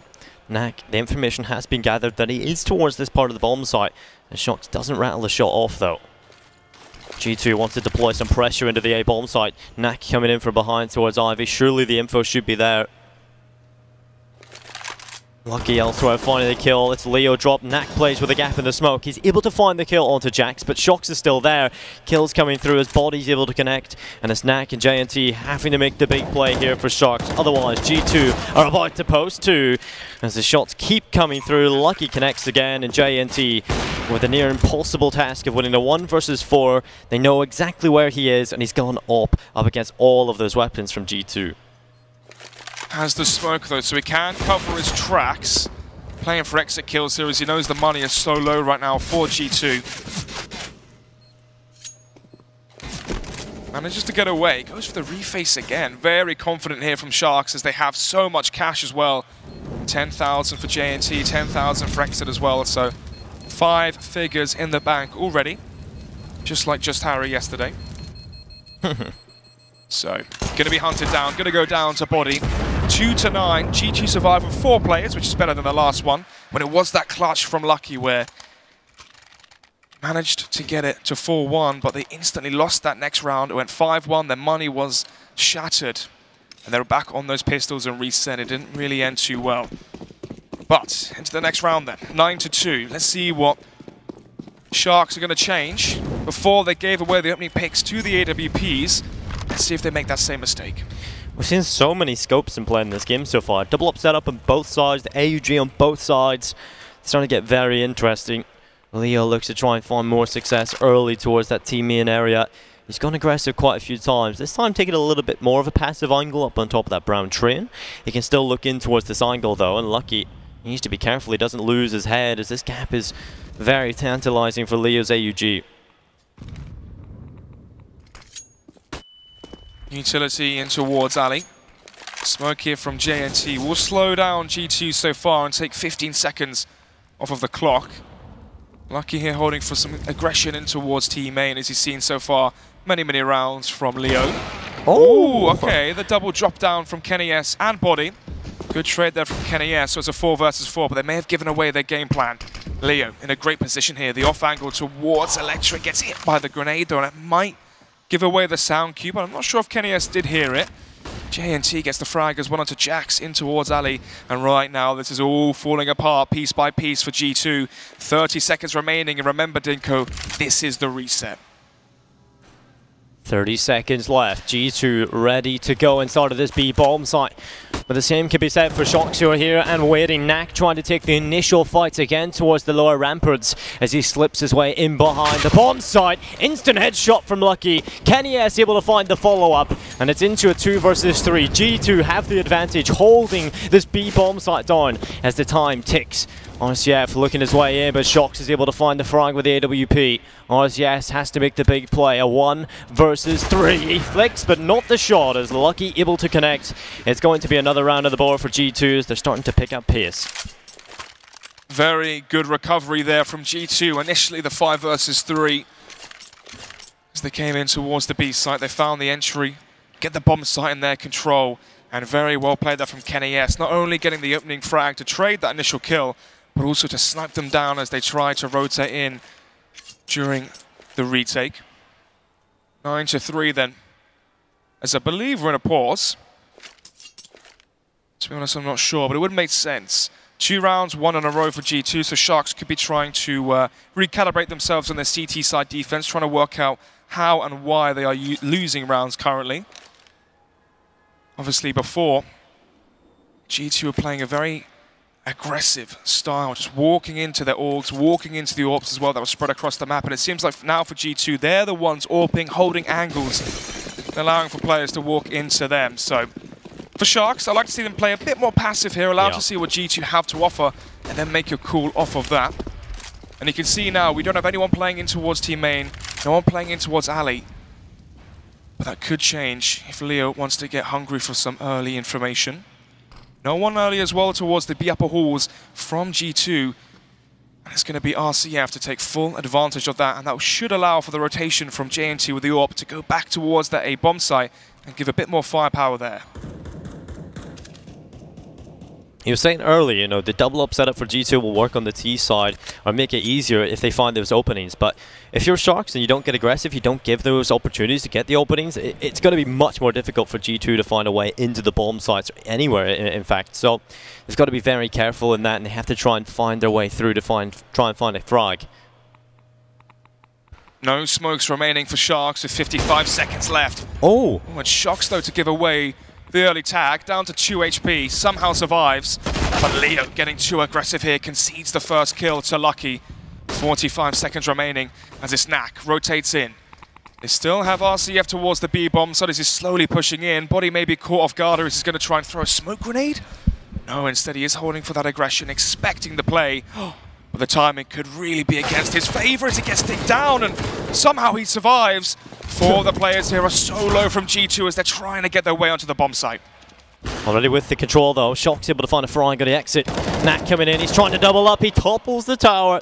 He finds the 2 frags, and Kenny S left into a 1 versus 3 with 10 seconds. This has been so much of a problem for G2. They've left the time so late, and as Kenny S having to save once more. In a moment of 2 rounds, we've seen the rise and fall of the double AWP setup.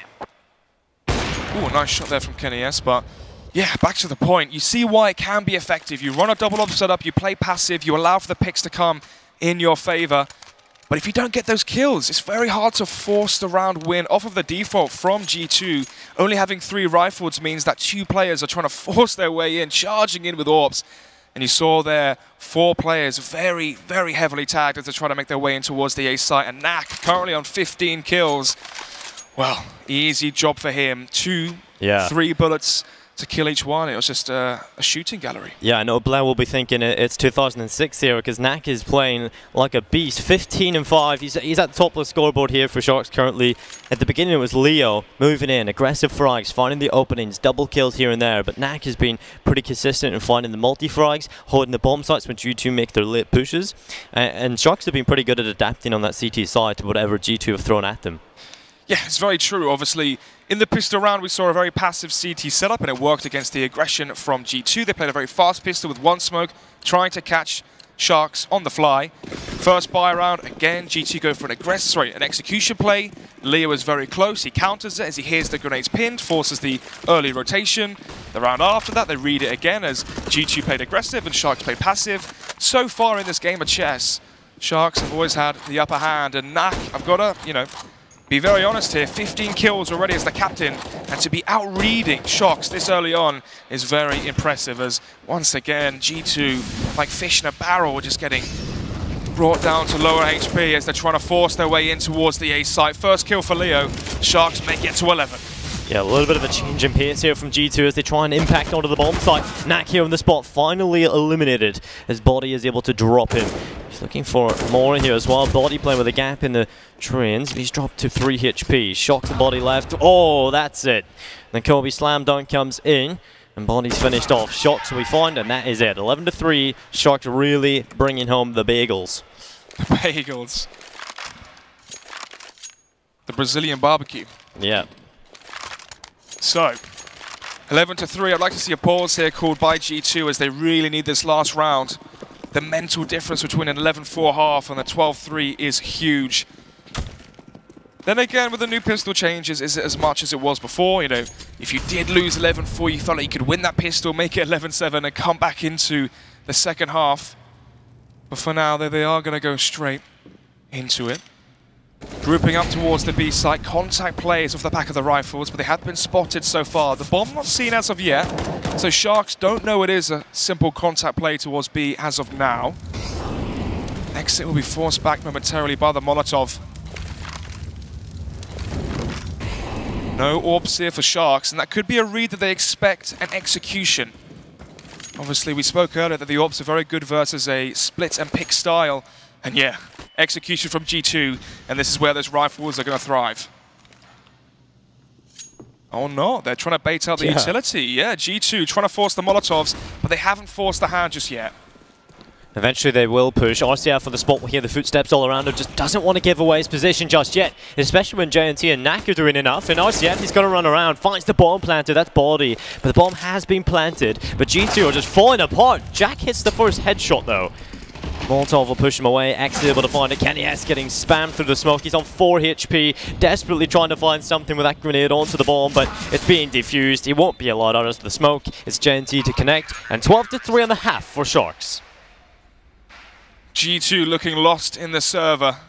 I mean, we saw it early on as well. There were no trade frags in the first initial 4 or 5 rounds. We saw a massive discrepancy in team play between these two teams. And G2 just getting picked apart one by one. And even in that last round as well, how on earth has, I believe it was Leo on the bomb site, able just to walk up, deny the plant when Jax is there, supposedly supporting his teammate planting. And yeah, that definitely should not be happening. Let's see if they can pick themselves up though. Shox in the middle, the in-game leader and captain. Right now, this has to be a rocky speech if they want to come back into train. Yeah, this is definitely not the start G2 we're looking for. Well, the start people were predicting. Sharks have come into this one looking on fire, looking like the better team. They've adapted to whatever, you know, Sharks has thrown at them with the G2 squad. They've changed their pace, they've changed the setups, they've been really consistent in finding the frags where the final pushes are coming through. So Sharks definitely have looked solid, and G2 kind of limited in their plans. This pistol can make or break the first map, and maybe even the series as well. If this is a 16-3 or a 16-4, Sharks could maybe try and carry that momentum into the next map for that 2-0 sweep. But for Sharks, unlike G2, they are going to be going towards the B bomb site. We see 2 sets of utility, probably going to be the ramp smoke and the sandwich smoke between the bomb train and the grey train. So far, though, 4 players here from G2. Look at the push from Shox. That confidence is gleaming from him, and this means G2, surely this is their round. As the play begins to come in, Sharks coming in through the ramparts. It's lucky to find the first headshot. Doubles up eventually. A kill comes through for the T side, but things are looking good for G2 as Kenny S steps up from the coils as he finds himself the headshot. Shox comes in, punishes from behind. RCF left with a very difficult clutch, runs out of ammo, and Lucky finds the frag. It's a pistol for G2, and they stay alive in the second half. 4-12. Bomb not going down, which means we should be seeing the full eco from Sharks into the next round. But then again, with such a big lead, do they go for the audacious force? And the answer to that question is no. Save here, allow for the 12-5 half, sorry, the 12-5 scoreline, and then go for the investment into round about 18. Jax here with the SMG, trying to farm up some cash early on. Okay. Expect the unexpected. Hashtag RCF MRBR confirmed. Anyway, Molotov goes out. Right now for Sharks, what they're doing is baiting out utility. You can see them making steps in towards Pop Dog, making steps towards B Halls. They're trying to force the Molotovs out of G2 and just waste some extra cash. At this point, G2, this is on paper a free round, right? Jax finds the opening. There we go. Drops to the floor. Doesn't have to leave, just stays there. Went through another one to come into the conveyor belt of death, but no one wants to go there, and you couldn't blame them for that. Just under a minute left, and Shark still trying to find some space up towards the upper parts of B in the brown holes. Coming towards the B bomb site. It's not going to be easy though, as you have Shox waiting a long range with the M4A4 as they begin to move into his crosshair. Shox able to connect, Body coming in, and Shox will finish them off. Body and Shox, they make it work on the B bomb site, and an easy sweep up for G2. And now the true test for the CT side of G2. They made it look very easy on the pistol and anti-eco, but now into the buy round, this is where it's important. Sharks didn't get the bomb down, as I said before, so in terms of utility, how's it going to be looking? It's fairly decent. Oh, it's obviously very good, but not perfect. They have 4 smokes to work with, so they can go for an execution. As of right now, 3 towards alley, and 1 towards the upper halls, and 1 in towards the white halls. So once again, very basic default coming out now. The team main player, Leo, just flashing in towards Ali, allowing for those players to save their utility later on into the round. 2-1-2 default here, 2 players be upper, 1 in towards team main and 2 towards Ali. So we should be seeing a default from Sharks into an execution. And if so, G2 currently have 3 SMGs, and they've stacked 3 of them, or 3 players, towards that B-bomb site. Sharks have quite a bit of control towards Ivy. Lucky just jumping back and forth, trying to find the info. That's the info gathered. The smoke comes through, and Lucky will move into a more aggressive angle. Do they expect him to be here? Surely they still check it, and they spray through. Lucky will throw a grenade in reply, but no damage done, or no substantial damage done. But Lucky, this is a really one-and-done angle. You know, if they push through that smoke, he's dropped. Maybe he gets one, but other than that, he's gone. So he'll fall back a little more passive. Seems like they're going to be going for a play in towards Ali. 3 players here waiting for the flashbang, and here it is. Pushing in towards the backlines, though. This could be a B-split if they wanted to, or simply they can wrap in from behind towards the A-bomb site. But Dinko, there's only 15 seconds left. This decision has to be made immediately, and Lucky could deny it completely. Yeah, Lucky in from behind, he pinches them. Oh, he only gets one kill. The bomb, that's the big play though. Danny has to pick it up, or Leo should I say, and it's falling apart. There's no time for the bomb plant, so it's all about keeping the 2 players alive and not losing anyone. That was a little disjointed from the Shark side towards the end. Yeah, they took control of the map, but there were no picks given away from G2. They played it passive, they played it calm, and they waited for Sharks to make the mistake. And they waited just too long. 15 seconds left remaining. A strange thing as well, Dinko, was there's 3 players pushing through alley. 2 of them go towards green train towards the A site. 1 of them goes in towards CT spawn towards B, obviously trying to wrap in behind connector and kill the CT players from behind. But you could argue 15 seconds left, he has to go with the body of the team to really try and get that bomb down. Otherwise, there's no round to save anyway if he was to go for a flank. Pause coming in, I think, and you would imagine from Sharks as well, as they're the ones that haven't found an answer just yet on their T side, as we do go live with the matchup. 2 UMPs, 2 AKs, and the single Deagle 4 exit. As they go, 5 in towards the B upper halls. Oh, but Body, he's here up close, using the smoke to his advantage.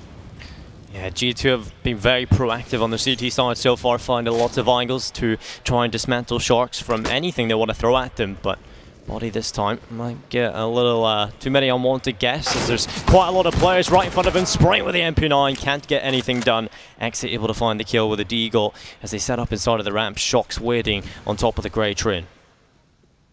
They have utility as well. 3, 4 smokes to deploy as Shocks throws his own, but at a poor time. Leo as well with the second frag in towards that B site. And just like that, you can see tangible evidence that the save was called. Fleeting away in towards Ali and towards T-Spawn. Kenny and Lucky trying to save onto their scoped weapons here, the AUG and the AWP. And that round as well, for Body to play that off angle, the big problem with that angle is it's the right-eyed peek. If you are peeking from the right side, as Sharks were, you see that CT player a moment before he sees you, giving you the upper hand, allowing you to pre-aim the angle, knowing exactly where his head's going to be. And it's a very easy kill to find if you are anticipating it. And just like that, like dominoes, they fall 1 by 1. And Sharks now get to 13. G2, that they have saved onto 2 weapons, and they won a couple in a row. So we should be seeing the buy for them in this next round. However, 3 now for Sharks to gain to get us to a 1-0 lead. So, how much cash has G2 got to work with? And the answer is a lot. Mimicking exactly what Sharks did to them. 2 AUGs and 2 AWPs with a single M4 onto Jax. Defuse kits, Molotovs, good utility for the CT side, as this looks like a very fast round. Exit with the smoke in towards green train, thrown by Popdog. 3 players here from G2, and they could get caught with their trousers around their ankles here. There's only 2 players towards A. Jack's coming in from behind, though. This could get very messy. There's a player looking right at it. It's Knack, and he reads it perfectly. Jax is finished off. Kenny is able to find himself a frag, but RCF will reply with a trade immediately. So it's into the 4 versus 3. Just over a minute left, and Shark still trying to get towards this A-bomb site, but Lucky has other ideas. Exit will brutalize his head, and it's onto Body and Shock. So 2 versus 3 for G2, just trying to hold, or at least retake at this point, as the bomb has been planted. Body slips on by. Covering the angle towards Brown Train. There's a player inside of Pop Dog as well. This gets very difficult. He needs to find this 1 versus 1. Exit. He's got to lose his head. His body's able to find it. And Shox has the great read. He knows someone's up there. He has the angle, but just not extending into his crosshair just yet. RCF gets called. His body to find it. Knack on his own. It's into the 1 versus 2 as the time is ticking. Knack can make the big play as he moves closer to the bomb. There's not enough time. G2, they've only got the 1 kit. Shox needs to stick this. Knack is going for it through the smokes. No, Shox is dropped. It's Knack and he does it for Shox. They go 14 and what a performance from Knack. I thought Body had done it. Managed to sneak in under the guard of Sharks. Came in behind the Pop Dog player. Managed to kill another Sharks player in towards heaven, and that should have been it over. Oh, Kenny S with his head in his hands, and well, pretty much sums up this performance from G2 on the first map. But of course, it is obviously the map pick from Sharks. Can't be getting too overhyped as of yet. There's still Dust 2 to be played, and Nuke is the final map, and Dust 2 an extremely potent map so far for Kenny S. And they're going to need that sort of firepower if they're going to go up against the likes of Exit, RCF, and as of right now, Dinko, Knack is the one really delivering the goods for the Brazilians. Yeah, Blair was saying on the desk, you know, he has been known for the fragging ability in the past, and, you know, 2006, that's quite some time ago, but he's definitely having one of those vintage performances here in this match, and that is incredible to see, you know, those clutches coming in, finding the multi-kills, they drop towards ladders, making the read on some of the flanks rotations coming in from G2. He's definitely been one of the best players on the server, if not the best. When you factor in as well the cooling he's had, being able to out-cool Shox and preemptively have the right game plan for everything G2 threw at them on their T side, you really have to be saying, or taking your hat off to Knack for this performance. But still chance for G2 to at least get some rounds on the board, some confidence back in their favor as Lucky flashed in towards Ali. Not going to find anything just yet, and RCF just goes straight through it. Lucky up close. RCF, is he going to check the angle? It's the right-eyed peek. He spots the shoulder, wins the duel, and just like that, Sharks now have the advantage. Minute 15 seconds left on the clock, and Sharks, all they have to do is use the man lead, group up together, and just trade those frags, and they should be seeing match point. Sharks sitting, waiting for just a little bit of Leo to show so he can rattle off the bullets and start on that CZ. And no one coming towards him. This actually opens up an opportunity for Shox, though. He could go up the top of the ladder, get in behind a couple of these players as they are starting to gather instead of brown holes. They know it's a possibility, and the execute will come in towards the B-bomb site. The smokes get tossed on and over. Only body here for G2, so they've got to dispense with him very quickly, rattling the shots through the smoke with the AUG. But Sharks have control. They're walking right through, and Sharks is in behind. Sharks finds himself one, not enough, and Leo will finally get the trade. Exit finding follow-ups, it's kills all over the board for Sharks, and it's going to be map point here on Train. The right place, just the wrong weapon for Sharks. All down to Jax into a 1 versus 2. Maybe there's a kit on the floor he can retrieve and give himself a few extra seconds in the 1 versus 2. Push coming in, off angle from Knack, unexpected from Jax. 15 to 6, 11 match points now for Sharks to close out this first map in very convincing fashion. Yeah, and it's likely they're able to do it here, right? You look at the buy from G2, it's not looking good at all. Only the one rifle, and that rifle is a FAMAS. So things aren't looking too great for G2. They've got utility, yes, they've got a couple of pistols. I think the biggest factor here is the caliber of players on those pistols. You've really got to rely on the individual skill here. Well, of course, if you think back as well, 2014, the French teams were notorious for their 5.7 and pistol plays. They were called LDLCZ for a reason. However, well, this whole tournament's been a bit of a blast from the past. Harry winning $10,000 in Medal of Honor from 14 years ago, 15 years ago. Knack going back, rolling back the years to 2016 numbers. However, does seem to all be said and done here. Last round, potentially as Shox comes up the ladder, but falls down to his demise. 5 versus 4, minute left on the clock. Push in towards Ali, a good flashbang, but can't quite connect the shots with the Desert Eagle. Lucky falls. Another flashbang is very good, and so is the spray from Jax. Maybe they can bring this one back. advantage is there for Sharks. Once you have playing with a gap in the smoke, but yes, like you said, G2 still have that chance coming into this round. Kenya's there, spots the feet of Exit, will give away his position by telegraphing that he's there with that one bullet from the 5-7 being rattled, but Nak finding another kill. Body strikes into action as he finds himself the AK. He could maybe do this, it has to be a hero play for Body. He finds the headshot, that's the bomb drop. Follow-up coming in for Body. It's all onto Body, Nak in the 1 versus 1. We've seen the hero performances, and again he will clutch. It's Sharks 16-6 as they enter in favor of themselves.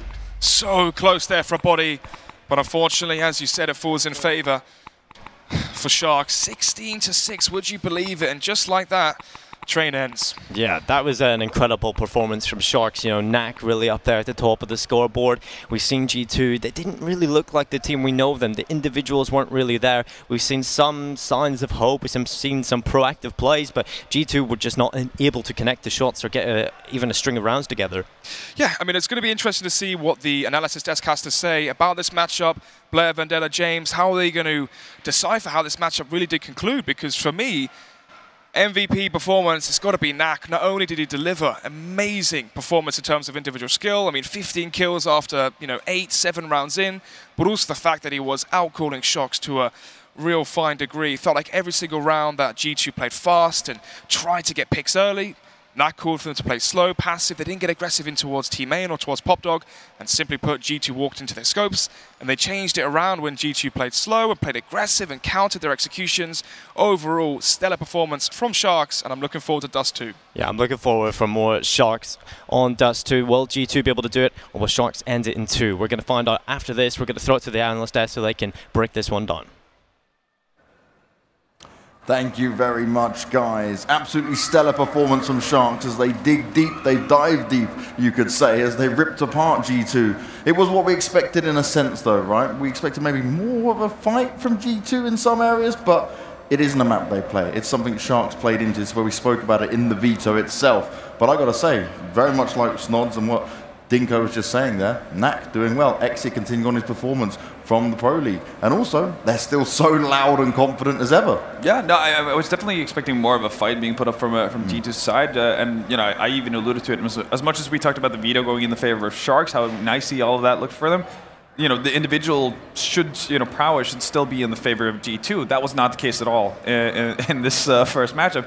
Yes, map might have something to do with it, but I was pleasantly surprised by how well pretty much everyone across the board on the side of Sharks played. I mean, obviously Nak stands out, very fittingly considering how you brought him up in the pregame, but also Leo with 10 assists, countless amounts of triple-digit ADR. 150 ADR in like 15 rounds. That's insane. Oh yeah. He was just going off, and not even that.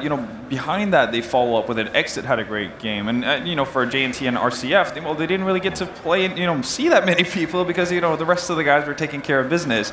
And that's a bit of a luxury problem to have. So, I'm feeling, if I'm Sharks, I'm feeling wonderful going into Dust 2. And the one thing I loved from Sharks throughout this is, okay, they took some of them slow rounds. We saw it got a bit awkward at one point where the time just ran out. But the amount of times they mixed it up, that was impossible to go, oh yeah, I've got a good read. I feel like they're going to hit inner this side, for example. Or they might go for an outside default and do a split. You could never have a full guesstimate on where they'd be. Yeah, that's true. I mean, if you have a point. No, it's just quickly, one thing is that I think that's one of the issues a team like G2 with Sharks as Dingo leader is always going to have. I don't think he's necessarily that great at having a full idea of what's going on the opponent's side. They've never been necessarily the team to kind of counter their opponents. They've won with skill in the past. So I don't think that's going to change going forward either. If you look at the T side, just to touch upon what you mentioned right now, the amount of time they took to adapt to what Sharks were throwing at them on the CT side was massive, right? The CT side from Sharks, they basically did not leave any room for G2 to breathe with. The way they were taking mid control, they're taking teammates control. G2 really didn't have an answer till I think it was 10 rounds into the first half. It took a while. It took a while, right? That's something you don't expect from a team of this caliber. Then they put out the dual op setup. Sure, they won a couple of rounds where they waited very patiently, waited for Sharks to make the play, walk into the crosshairs. The op did the work with Sharks and Kenyas. They got a couple of rounds, and Sharks immediately adapted. Instead of playing aggro, they played in the sights. Very basic adaptation, and then G2 couldn't do anything after that. And then again, Sharks didn't seem to panic at all. When it came to the second half, showed lots of pistol round. They got destroyed in pistol round, in fact. Yeah. And they got Reckness anti-eco rounds, but they were patient about it. They bought the guns out, and like you said, they were hitting the shots. They were looking so confident. Some clutch plays coming out as well, and like Knack really playing out of his mind. But everyone just stepped up, and he mentioned like RCF and JNT. Like I said, it wasn't like they underperformed. It's like they didn't find anyone to kill because the rest of the team were doing the brunt of the work. I think, yeah, this is very impressive stuff from them. And that's the thing, right? You say that about their scores there. It wasn't their fault. The rest of the team was that good. And it was the clutch performances that came in, right? We spoke about G2 maybe not having someone to hype them up and bring them back into the game. Even when G2 were winning rounds, they were so quiet in comparison to the Brazilians. Yeah, but I would say most teams would be quiet compared to the Brazilians. Those guys are loud. Yes. But you love that. They got that Brazilian fire. I mean, we've seen it with so many teams. I mean, Immortals, we touched it a little bit on in the pregame as well. Like, that whole lineup was obviously very loud. And it's, it can be a double-edged sword. You do have that energy, and when things are going well, it feels like nothing can stop you. I guess it's the Brazilian equivalent of, the plow, right, that the Virtus used to have.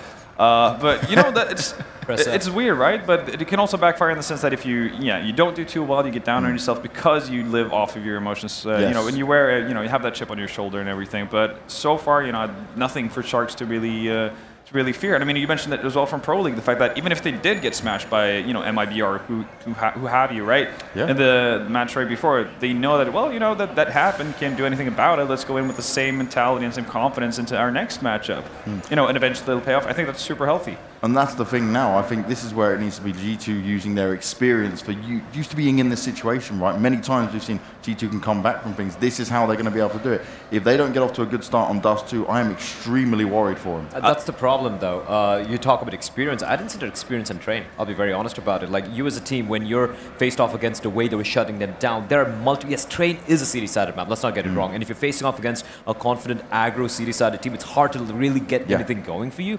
But there are ways out of it. There are ways to counter it. And when you take 10 rounds to come up with like a dual op setup, which is also not ideal, works a couple of rounds, and then again it falls flat. You have just like 1 or 2 ideas on the entire T side of a map, which is, it's not your favorite map. I get it, but it's also not a permaban either. It's a map that you do play. You should be able to at least have a semblance of how to play the T side. I'm not seeing the experience here. And now coming into Dust 2, I mean, what are you gonna... You're going to be facing off against a team who's, like, to quote the cliche, they've tasted the blood in the water now. They're going to be going in for the kill. And this map, which is a much more free-flowing map, and you talk about Brazilians and being very, emotional, more outgoing and explosive, this is a map that they can just run amok. And G2 is going to be a little worried about this. I mean, just very quickly, one thing that also, scares me for G2 is the fact that, when you play train, play seed side especially, it's tough to get information on what your Ts are doing. If you're not already getting good reads, as you mentioned, the fact that, you're going to be struggling in terms of figuring out how to set up your defense. Yeah. That's not necessarily much easier on the CT side of Dust 2 either. I mean, because of how split the map becomes, because of double doors and everything, if you're late on rotations, you just lose bomb sites. And I think that could be a massive issue for G2. So I'm excited to see how they deal with that. Well, we're going to save our Dust 2 talk for after this break. Thank you very much, guys. Let's see if the Sharks will be smelling the blood in the water and can finish off G2, or will the French team bounce back? We're going to be going to a quick break, and when we're back, Dust 2 will be coming right up.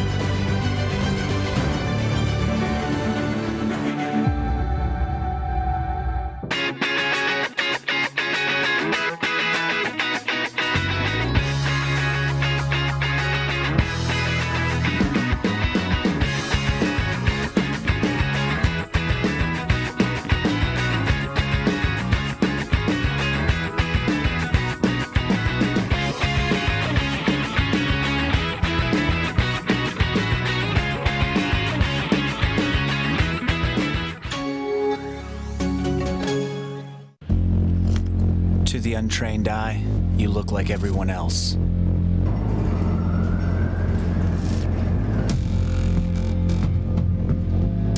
But you have another side.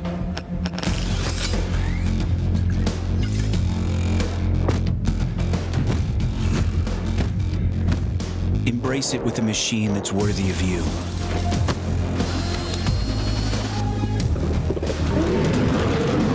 Stylish on the outside, savage on the inside. Legion by Lenovo, powered by Intel Core i7 processors.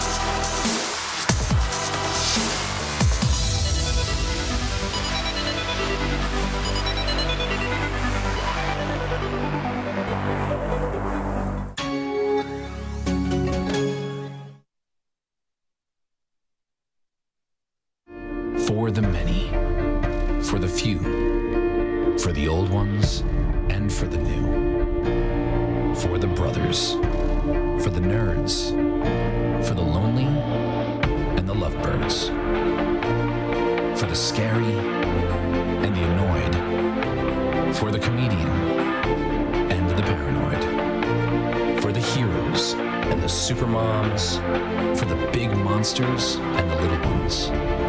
For the dreamer, for the sleeper, for the silent one, and the screamer. For the VIPs, for the easygoing and the hard to please. For the early, for the late, for the ones who dream with open eyes. For the ones who never compromise. For all the movie lovers.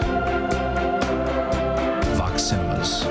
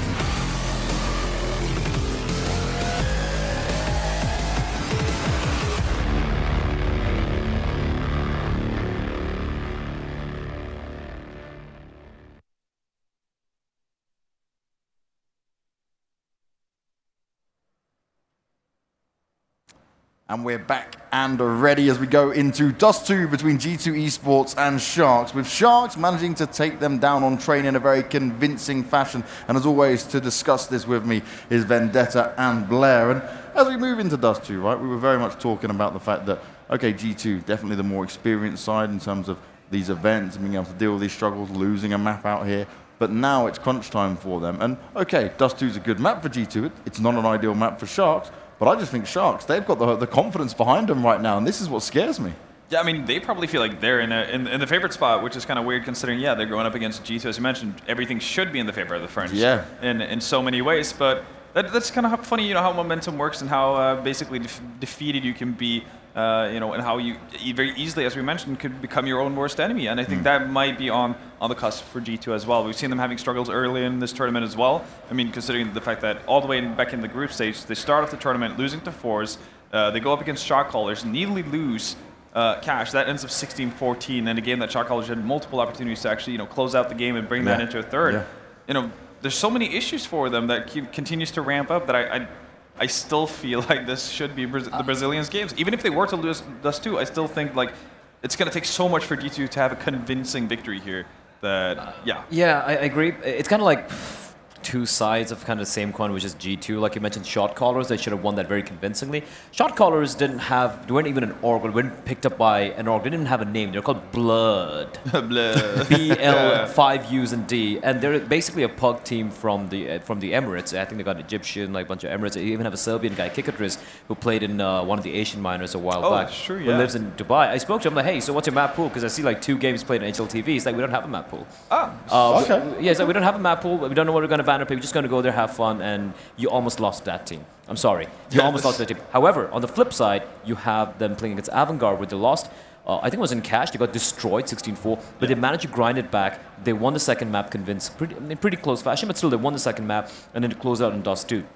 So it's not like G2 are completely out of it yet. They have shown that even when, you know, the stakes are kind of like, you know, stacked against them and whatnot, they can still bounce back. So there is hope for them. I'm not going to count them out. They have come so far despite, you know, every one of us, like me included as well, saying, yeah, this is not really going to pan out.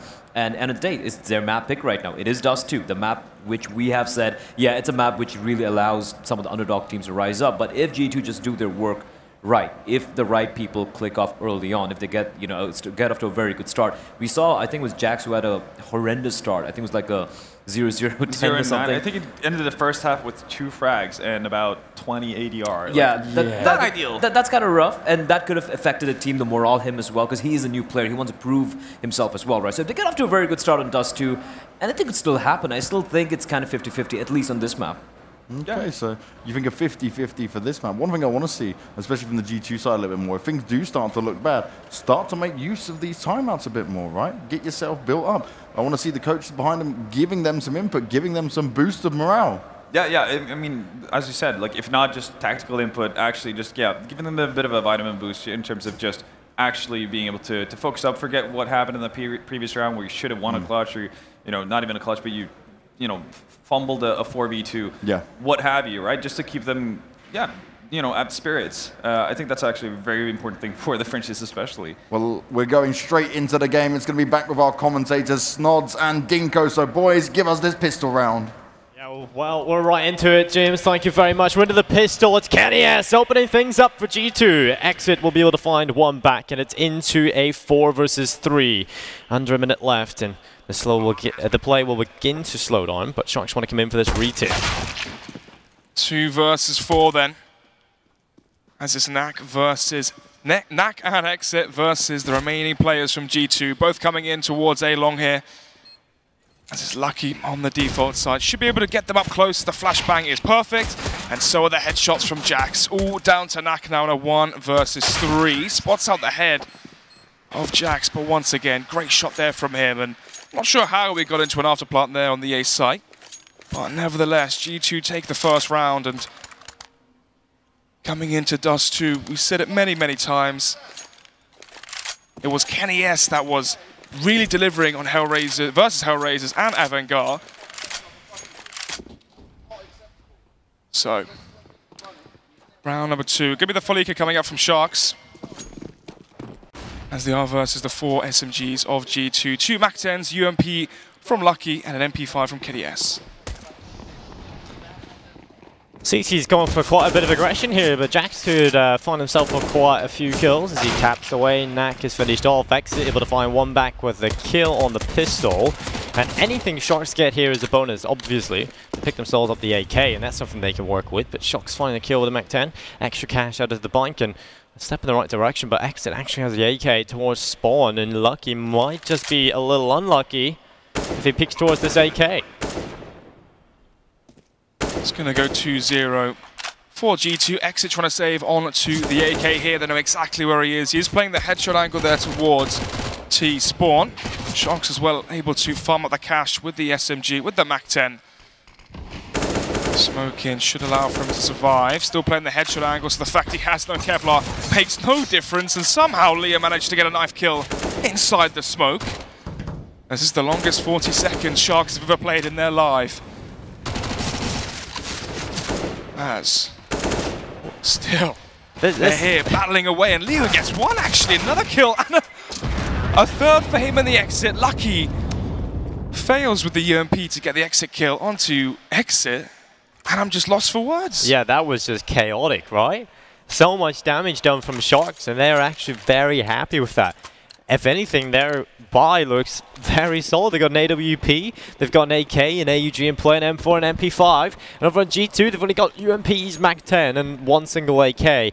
So Sharks finding all the kills there made this look very good. So G2, they have to go for the fast play into the B bomb site. Knack lining them up, double kill. Oh, a transfer for the triple. Lucky finds himself one back, and Exit able to connect. It's all on Sharks, 1 versus 3.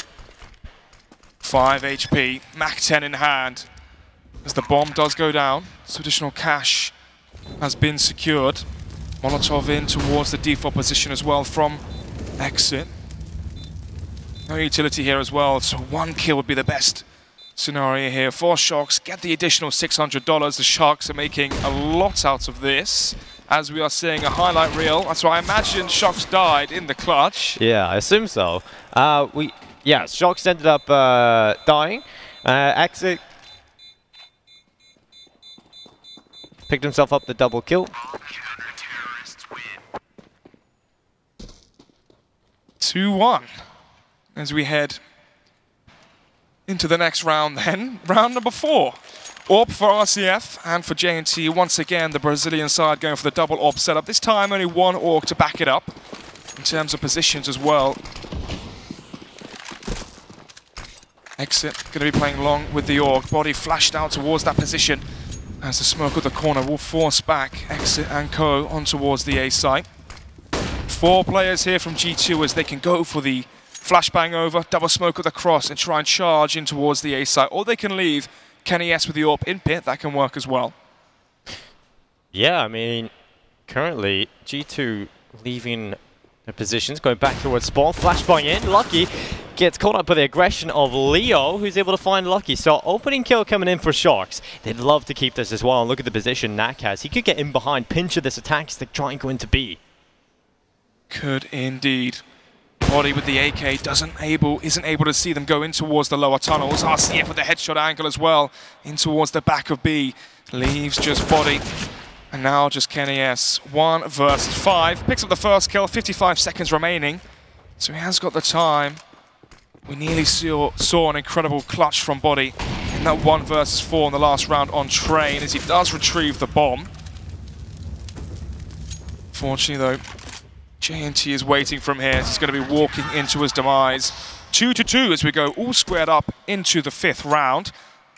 The money doesn't look too good here for G2. Yeah, Knack is coming in again with that big performance. He already got 5 kills on the board. Yes, other players have got 5 before as well, but Knack is a player we highlighted from the last map, being that big performer, and he's carrying that consistent form over into the next map, which is a scary sign for G2 because none of them have woken up just yet. Pistols for G2.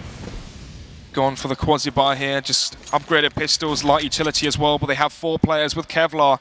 This could be dangerous for Sharks if they give away an M4 or an AWP early on, as it will be backed up by Kevlar.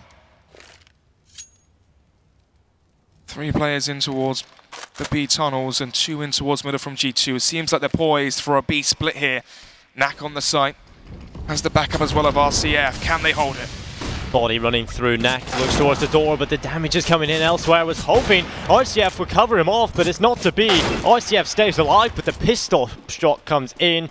Instant kill, and it's into the 4 versus 3. Sharks have to retake a bomb site up against G2. Now got themselves an AWP in the hands of Kenny S and M4 and Body. This is just not very realistic at all, so they're going to fall back and save. Save indeed, and it's going to be another round for G2. 3-2 then in favor of the French side. And for that round, a simple B split works wonders, as it felt like RCF should have given the information to Knack that they could have been out of that smoke. You saw him turn around to a horde of G2 players just swarming him with those pistols, and obviously RCF being run down by pistols with that AWP in such an awkward position. So, quasi-buy win for G2, just pistols and armor, and now onto the buy from both teams. Thankfully though, JNT and Exit did survive, and they can drop over weapons to the remaining players here from Sharks. As we head into round number 6, 2-3 is the scoreline. Only the single AWP this time for Leo, and potentially for G2 they could be expecting some weakness towards that B-bomb site, maybe some poor communication, as that was very evident in the last round. But so far, no more default coming out, clearing out towards middle, holding for a push in towards long or the B halls, as Kenny S trying to get into those positions where he can try and work a pick with that AWP, get up towards short, peer in towards the A site as they clear each angle piece by piece. Molotov deploys, not really hitting its mark. The play can begin to slow again. G2 having short control, that's generally one of the choke points you want to have control of. It allows you for so many options. You can go back towards the A-bomb site, it allows for A splits, B splits, you can go back and fake out the A-bomb site. There's plenty of options at their disposal once they take short control, but look at this position up towards long. 4 players are short for G2. Oh, and that flashbang is perfect. So are the shots from Exit. 5 versus 4 as Exit goes for more. Not going to take the duel though versus Lucky. Instead he has the backup of JNT to spot the cross on towards the default site as the bomb is planted for short. Again, G2 can just afford to slow this play down. They have to wait for Sharks to come in. They just need to find the headshots, the kills, before Sharks are able to get back in. But very slow approach to this retake. They've got kits alive on pretty much every player, so they can afford to just do this. That Molotov, that's great utility usage from G2. Jax tries to pinch them in from behind, but Kenny S from short, landing the shots, slowing the play further from Sharks. As they run in, they have to walk towards Sharks. Oh my god, Sharks hits the double, finally finished off. Kenny gets himself a frag. It's all on Leo, he's gone, there's no way he wins this, and G2 get 4. Ooh, nice shot there. I think he went down to the bomb blast though anyway. Clear cut round there from G2. 1 outside long, 1 outside B halls to hold for the CT side aggression, and then they just lead. But they open Kenny S in towards A short. They go for their execution. They smoke off towards CT. Oh, nice shot there from Kenny S. The gap shot connects, and it's a 5 versus 4 early on. But yeah, G2, now they know their executions towards B and towards A are working. This should be a far better map for G2 on Dust 2. So far though, it's just going to be the AK for Leo. Finds one, instantly traded out, as we should be seeing a 5th here for G2. Exit grabs himself an AK off of the fallen corpse of one of the G2 players. Let's see what we can get done with it. Is G2 playing it safe? Just going to run over towards B, congregate towards that area of the map, and really limit any possibilities of losing a couple of players. At this point, you just want to try and save that AK from Exit, right? You want to carry that kit, the AK over, perhaps find a couple of X's, but the main goal here is just to save. It is indeed. Has a defuse kit as well, so if Sharks do decide to go for a light buy in the next round, AK and a defuse kit could definitely work some magic. But so far for G2, looking far more poised and in control this map. It felt very strange watching them on train, just it honestly looked like 5 players playing 5 different games of Counter-Strike at once. No trade frags, no teamwork, nothing at all. And now on this one, their execution seemed far more on point, and that's going to be scary for Sharks going forward. Exit spots out Jax, but the jumping Mac 10 does prevail. 5-2 as we head into round number 8. In terms of money, Sharks can buy all 5 players as well. RCF may lack some utility, but he can still afford the M4 smoke and a G grenade. Okay, that's interesting. Maybe towards long, as he is actually going towards the B side. So JNT with the fast boost in towards short. That's where the aggression is going to come in now for the side of Sharks. And Leo as well in the lower tunnels finds one. Surely he falls back here. He's got the advantage already. Leo going for a little more, but perhaps a little overzealous. Tried to work in tandem with his teammate. RCL at least gets the trade there, and it's still an advantage for Sharks as they come in. The smoke will cover off the CT area. Falls onto the hold here on the A bomb site. These smokes are coming in. Gathering here at G2, but Exit has an AUG in play on the spot. The utility coming in towards him. His vision is completely gone due to the flashbang. The close angle hits the burst, nails it in fact, the body. He's finished off. Quick shot from Kenny S, and it's into a 1 versus 2. We need some heroics from Kenny S here to save G2 in this round, but there we go. P250 hits the kill onto Knack, and it's into the 1 versus 1.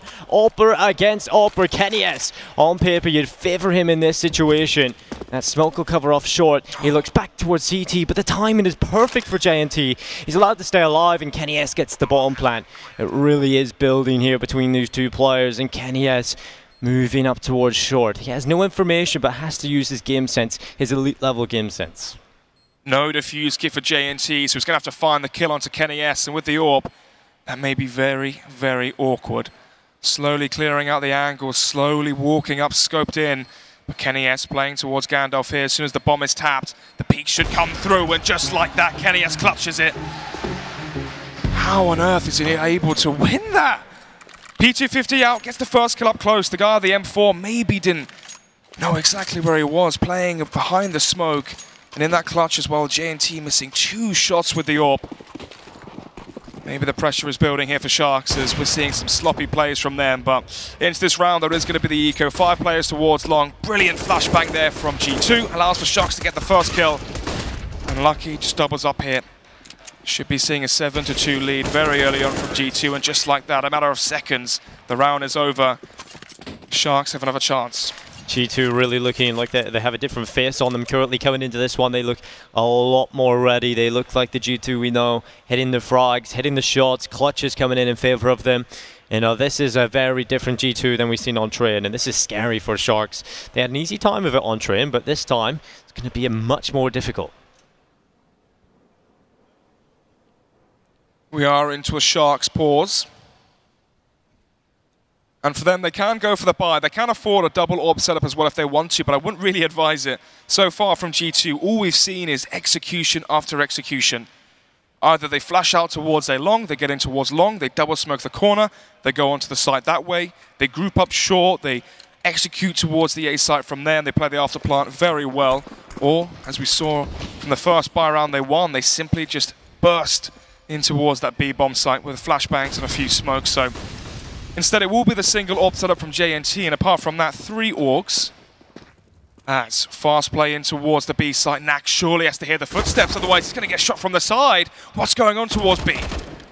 RCF able to pick up a double kill as Lucky and Jax are finished off. RCF going to try and get this triple. Knows the players come into the area, so equips the flashbang, gets timed on. You know, pulling out the grenade there, that's a little risky, and that's exactly why. It's into the 3 versus 3. The bomb site is there for G2 as the Molotovs will secure it and confirm the plant.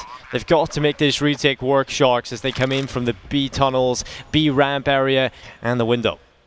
Body's the player supposedly holding from behind, even though Leo manages to slip in. Kenny's still holding it as Body from middle gets the flank frag onto JNT, the last one as well onto Exit. 8-2. G2 have won the half as a bare minimum. Even if Sharks win the remaining here, make it 8-7. Oh yeah, he's got his keyboard hanging off the table. He plays it how Existence does with the arrow keys. That's a little interesting. You know, it could fall off. You know, that could be it. Fall off. Yeah, well, maybe G2 have. Round number 11. 3 sets of armor from RCF, Exit, and Leo. Pistols as well for them. Bomb outside long. So it's going to be holding here versus the eco from Sharks, expecting some CT aggression. And so far, they wouldn't be wrong. So G2 go into the standard default play they've been implementing throughout this first half. Goal is to take a little bit of mid-control, perhaps short area, see what you can find. It's especially effective up against the pistols. 3 players in towards CT spawn. Sharks banking on G2 going for a B split. So far though, only exit towards a long as the players group up towards a short. Jax with the first kill in towards B with another one as well. Easy frags for him versus the pistols. As JNT tries to find one, but just clutching at straws here as it's all down to Leo with the Desert Eagle. Nice shot there onto Shox, maybe a second as well onto Jax, but no. 3 kills for him, 9-2. Deja vu, but in reversal to what we saw on Train. This time it's G2 at 9 and Sharks on 2. Like to see another pause here from Sharks to try and recalibrate themselves before going into the 12th round, as so far they've looked extremely lackluster on Dust 2. Everything that G2 have done so far has worked. Yeah. Most of the Sharks players have sort of dropped off as well in terms of individual performance. You know, at the beginning of this map I said, oh, it's been pretty consistent. Knack has come into this map, he's won himself 5 kills. Since then he's only got 1 extra, he's on 6 kills currently. So definitely a lot of drop-off in individual performance for Sharks, and G2 have been loving that, just shutting them down every single time. And they are in a great position here, G2, to get themselves an extremely one-sided half. Oh, Jack surviving on 1 HP there. And towards the halls at B. RCF holding the tiny gap in the smoke as well. I'm not sure if he spotted him. I think he did. He's pushing forward. Flashbang will deter RCF away as Jax somehow walks away with his life.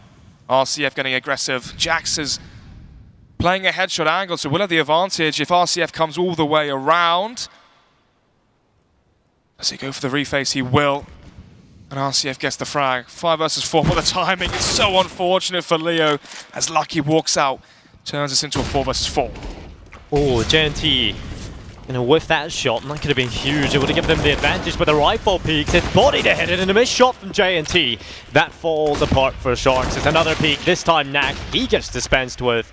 And again, it's a conveyor belt of death. RCF misses the shot, and Sharks have just dropped off massively. G2 in control here on Dust 2. 8-round deficit now for Sharks on their CT side here. Earlier in their performances versus 5 power, they had 11-4 on their T side, and only 4 rounds is what they managed to gather on their CT side of Cash earlier on in the tournament. Maybe they're more T-sided where they can utilize that skill they have behind the cooling of Knack. But even here, Sharks go for a very aggressive play, and G2 just expect it. Walking into the scope of Kenny S and the crosshair of body. 4 versus 2, only 15 seconds into the round as it's spelling a G2 second map win. They have to be careful nevertheless though. RCF and Exit are still alive, the 2 stars of the Brazilian roster, as they are all 4 grouped outside the A site. They've got a minute left on the clock here, no reason to take any gambles here, any risks, and play too aggressively. May as well leave no stone left unturned and just trade the kills once they come. RCF going back in towards the B site. Maybe a safe call here. Then again, Exit charging on towards the A site. Will he try and defend it? Playing with a smoke here, Exit, looking over the top of 2 of them. Has help and assistance from short. It's going to be very difficult nevertheless as G2 begin to run towards the A-long area with all 4 players congregated over here. Sharks have to go huge, and especially Exit, who's got to be the front man in this attack. The flashbang's in, he doesn't get anything. It's all on RCF, but 1 versus 4 has to come through, and it's just nigh on impossible. Sharks will connect. It's 11-2, and G2 are in dominant control. 11-2 here then as we head into the 14th round. I said when it was 15-6 on Train, Shox, the captain of this G2 team, really has to rally the troops in, give a Rocky-esque speech. Yeah. So far, it's looking like he has. Just pistols here for Sharks as they're going to be saving for the last round. I guess they're trying to opt for that 12-3 at the half and come back from that. Oh, ooh, good spray control there from Lucky. Yeah, gets 2 frags. RCF with a nice deagle shot there onto Jackson towards the B hall. So 4 versus 3. Armor there as well to back up the retrieved AK for him. Maybe there is some turmoil here in the future for G2 in this round.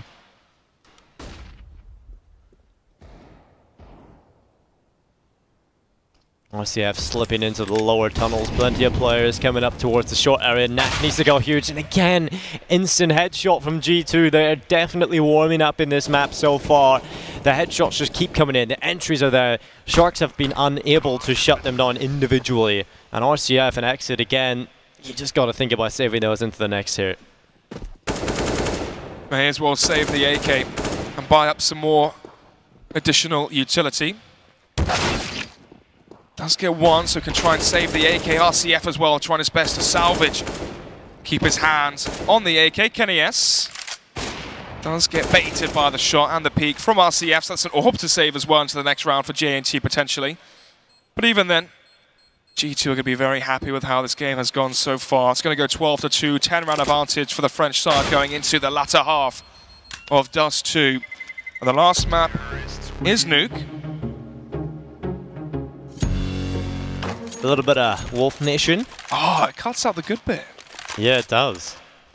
Anyway, 12-2. G2 are absolutely stomping Sharks right now. Sailing ahead, as one would say. So, final round here, round number 15. Double op set up from Kenny S and Sharks. I imagine just to go for the gap shot and then switch it out for some AKs. So, RCF and JNT with the saved AWPs. Very good firepower here from Sharks. As Leo tries to force the play. It seems like so far on the CT side of this map on the last, it's Leo that gets aggressive in these matchups. RCF with 1. Kenny S on top of the boxes here. Can't quite connect the flick though. As Knack wins another duel actually. So RCF to find that frag. 2-man advantage here for Sharks. As G2 group up outside long. Minute 15 seconds left on the clock. They have utility. They can smoke off the cross. As Exit and Co group up for a flashbang. Yeah, 3 versus 5. Sharks have the edge in this one, and it's followed up as Exit able to connect on the body. The kills keep coming in. It's all on Kenny S, and he's finished as well. 12-3 the half end. Sharks get at least something to work with moving into half number 2. And what do they have? 3 rounds at best. If they win the pistol, even then all they can get to is that 12-5 scoreline, and then they're up against the buys of G2. And if you're Sharks, at what point do you mentally tap out as well and start concluding this map in your head and thinking about Nuke, as this game may be unretrievable? But 4 players coming in towards B. They have got Exit there with the smoke in towards CT. Seems like a very fast B split has been called by Sharks, but there's 3 players here. Dinko from G2, Kenny S with the off angle, finds 1, tries to go for more, but eventually going to be traded out. Yeah, JNT and Exit, the last alive, and Body keeps connecting shots. It's all onto Exit. He has got himself 1 already, but has to connect another 3. But the headshot from Sharks, it comes in from long range, and Exit's head is toppled off his shoulders. It's 13-3. G2 really wanting to take this to map number 3 in the first semi-final. 13-3, as you said. Still the 10-run advantage for G2, and that should be the map concluded here, as it is the eco for Sharks. As they're just going to be running into the blender, charging up towards A short, walking into the FAMAS of Kenny S and the M4 of Sharks. Ooh, that's a nice fadeaway shot there from the captain, as they all walk 1 by 1 into the shooting gallery of G2. RCF, the last one alive, trying to see if he can get some extra stats for his HLTV profile, but apart from that, that's all they can really ask for. 14-3, 2 rounds away for G2 from closing this one out. And for Sharks, they've got to win many rounds in a row if they want a chance at that 2-0. But into this one, Galil for JNT, and 4 AKs as well. Decent utility to work with into this round. Jax with the MP9 in towards the pits. does allow for Kenny S with the FAMAS to play towards the car position and play passive towards long and give up the short position. Good smoke here from G2 to delay Sharks and make them so paranoid about a push in towards middle. You can see how trepid the players are to go towards B lower. 3 players positioned towards the B site as well from G2 if they're expecting that same mid to B split. Leo tosses the smoke over the top inside the middle. I'll cover off the vision if there was an AWP player playing from there, or even someone with an AUG that's become much more common in the meta of Counter-Strike currently. With just a minute left on this clock, Sharks have got plenty of control towards this short position, having G2 with 2 players to over towards A long very aggressively, and the rest of them over towards the B bomb site. Perhaps taking A from this approach is definitely the easiest one on paper. Yeah, and for G2 as well, they're playing double towards A long, 3 in towards the B site. If you're Sharks, you could even call for a save here, not risk giving away the weapons and any chance for a comeback for Sharks, as it is going to be the 4-1 from Sharks. 1 in towards the B site, easily dealt with there by Body, and then the remaining 4 players from Sharks in towards the A site, as G2 are going to be going for the retake here. An advantage, but not for long. Leo with 1, RCF with another as well. 3 versus 3, as G2 come in for the retake. 2 kills coming in from Knack as he doubles up. It's on to Shox. He has to win the clutch. The Molotov will go in towards short. The time is ticking away. He hasn't got a kit. There's no utility left. This becomes so difficult and whiffs the shots. There's a kill coming in for Sharks. It's 4, and finally they make something work. Even with the round win, still 10 rounds behind. Eco coming out from G2. They have the money to force, but there's no need to. One of the big criticisms of G2 or the Sharks rosters was the over-forcing when they had the advantage, forcing into CZs, SMGs, and into awkward buys, which would inevitably end up coming back to haunt them, giving up too many rounds to the opposition. Here, playing nice and safe, playing as a unit, waiting for Sharks to make the move, as Sharks obviously playing very passive across the map, expecting G2 to push. Should be seeing a very slow and steady round.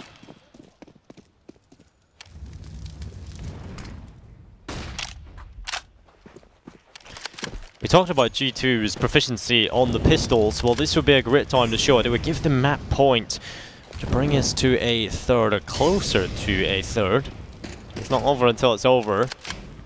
With just a minute left, currently, you know, Sharks still haven't got a kill yet. They haven't really got that much control of the map, but it'll come down to the final few seconds of this, to what area they want to go towards. He's definitely made his preference towards the A site. Look at this from Lucky, flanks in from the lower tunnel, headshots Knacker, and that's going to be the AK picked up. And another chance for G2 to be able to make this work as the smoke comes in for Sharks. That'll cover off the cross, but there's a huge gap in it. They've got to use 2. Body spams through, Leo able to find Jax. It's kills coming all across the board, but Shox connects with a deagle. Kenny S finding one with a P250. Exit and Leo need to make this work for Sharks.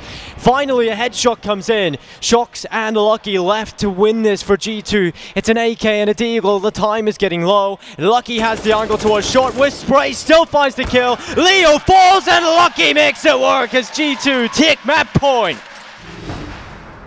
And just like that, off the back of a full eco, G2 make it 15-4.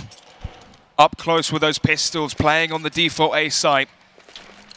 Sharks played at close quarters versus those upgraded pistols, and they paid the price. Potentially playing too passive for too long and giving G2 too much ground to work with. Kenny S, confident peek there in towards the double doors. 5 versus 4, Dinko. It seems inevitable to be that 16-4 scoreline, and a complete reversal from Train. Jax in between a rock and a hard place at this point will rattle the shots towards lower tunnel. That should bit the reaction from RCF, and indeed it does, but the headshot comes in. It's from Jax again. Double there, he'll find himself a triple. Jax is picking them all up.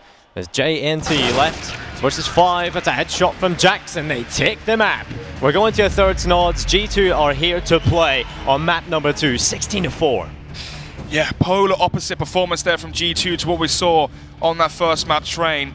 Got to be thinking to myself now, what on earth did Shox say to this team in between maps? night and day performance. Obviously for G2 as well, it felt like everything they called was working. The executions towards B, executions off of short towards that A site were just perfectly executed. And yeah, for Sharks, that was G2's map pick. You won yours very convincingly. Now on to Nuke. This is where things get very, very interesting. Yeah, I feel like the adaptation from G2 coming into this map was they were playing a lot better. I feel like that's going to be a discussion between Malik and Shox. Those two guys, they're going to be working together to come up and try and solve the problems they had on train, try and fix it for Dust2, and they have done it perfectly. And I'm really excited to get into map number 3. Yeah, it's interesting. Obviously, we've seen two completely different play styles from both teams. In the first map, it was Knack playing unbelievable individually and calling for his side. It felt like they were always one step ahead of G2 on train. And then complete reversal. Shox playing out of his mind. And in terms of individual performances, there was none. It felt like from Sharks, you know, Leo was playing very well on that first map, Exit, Knack, and they just didn't deliver on Dust2.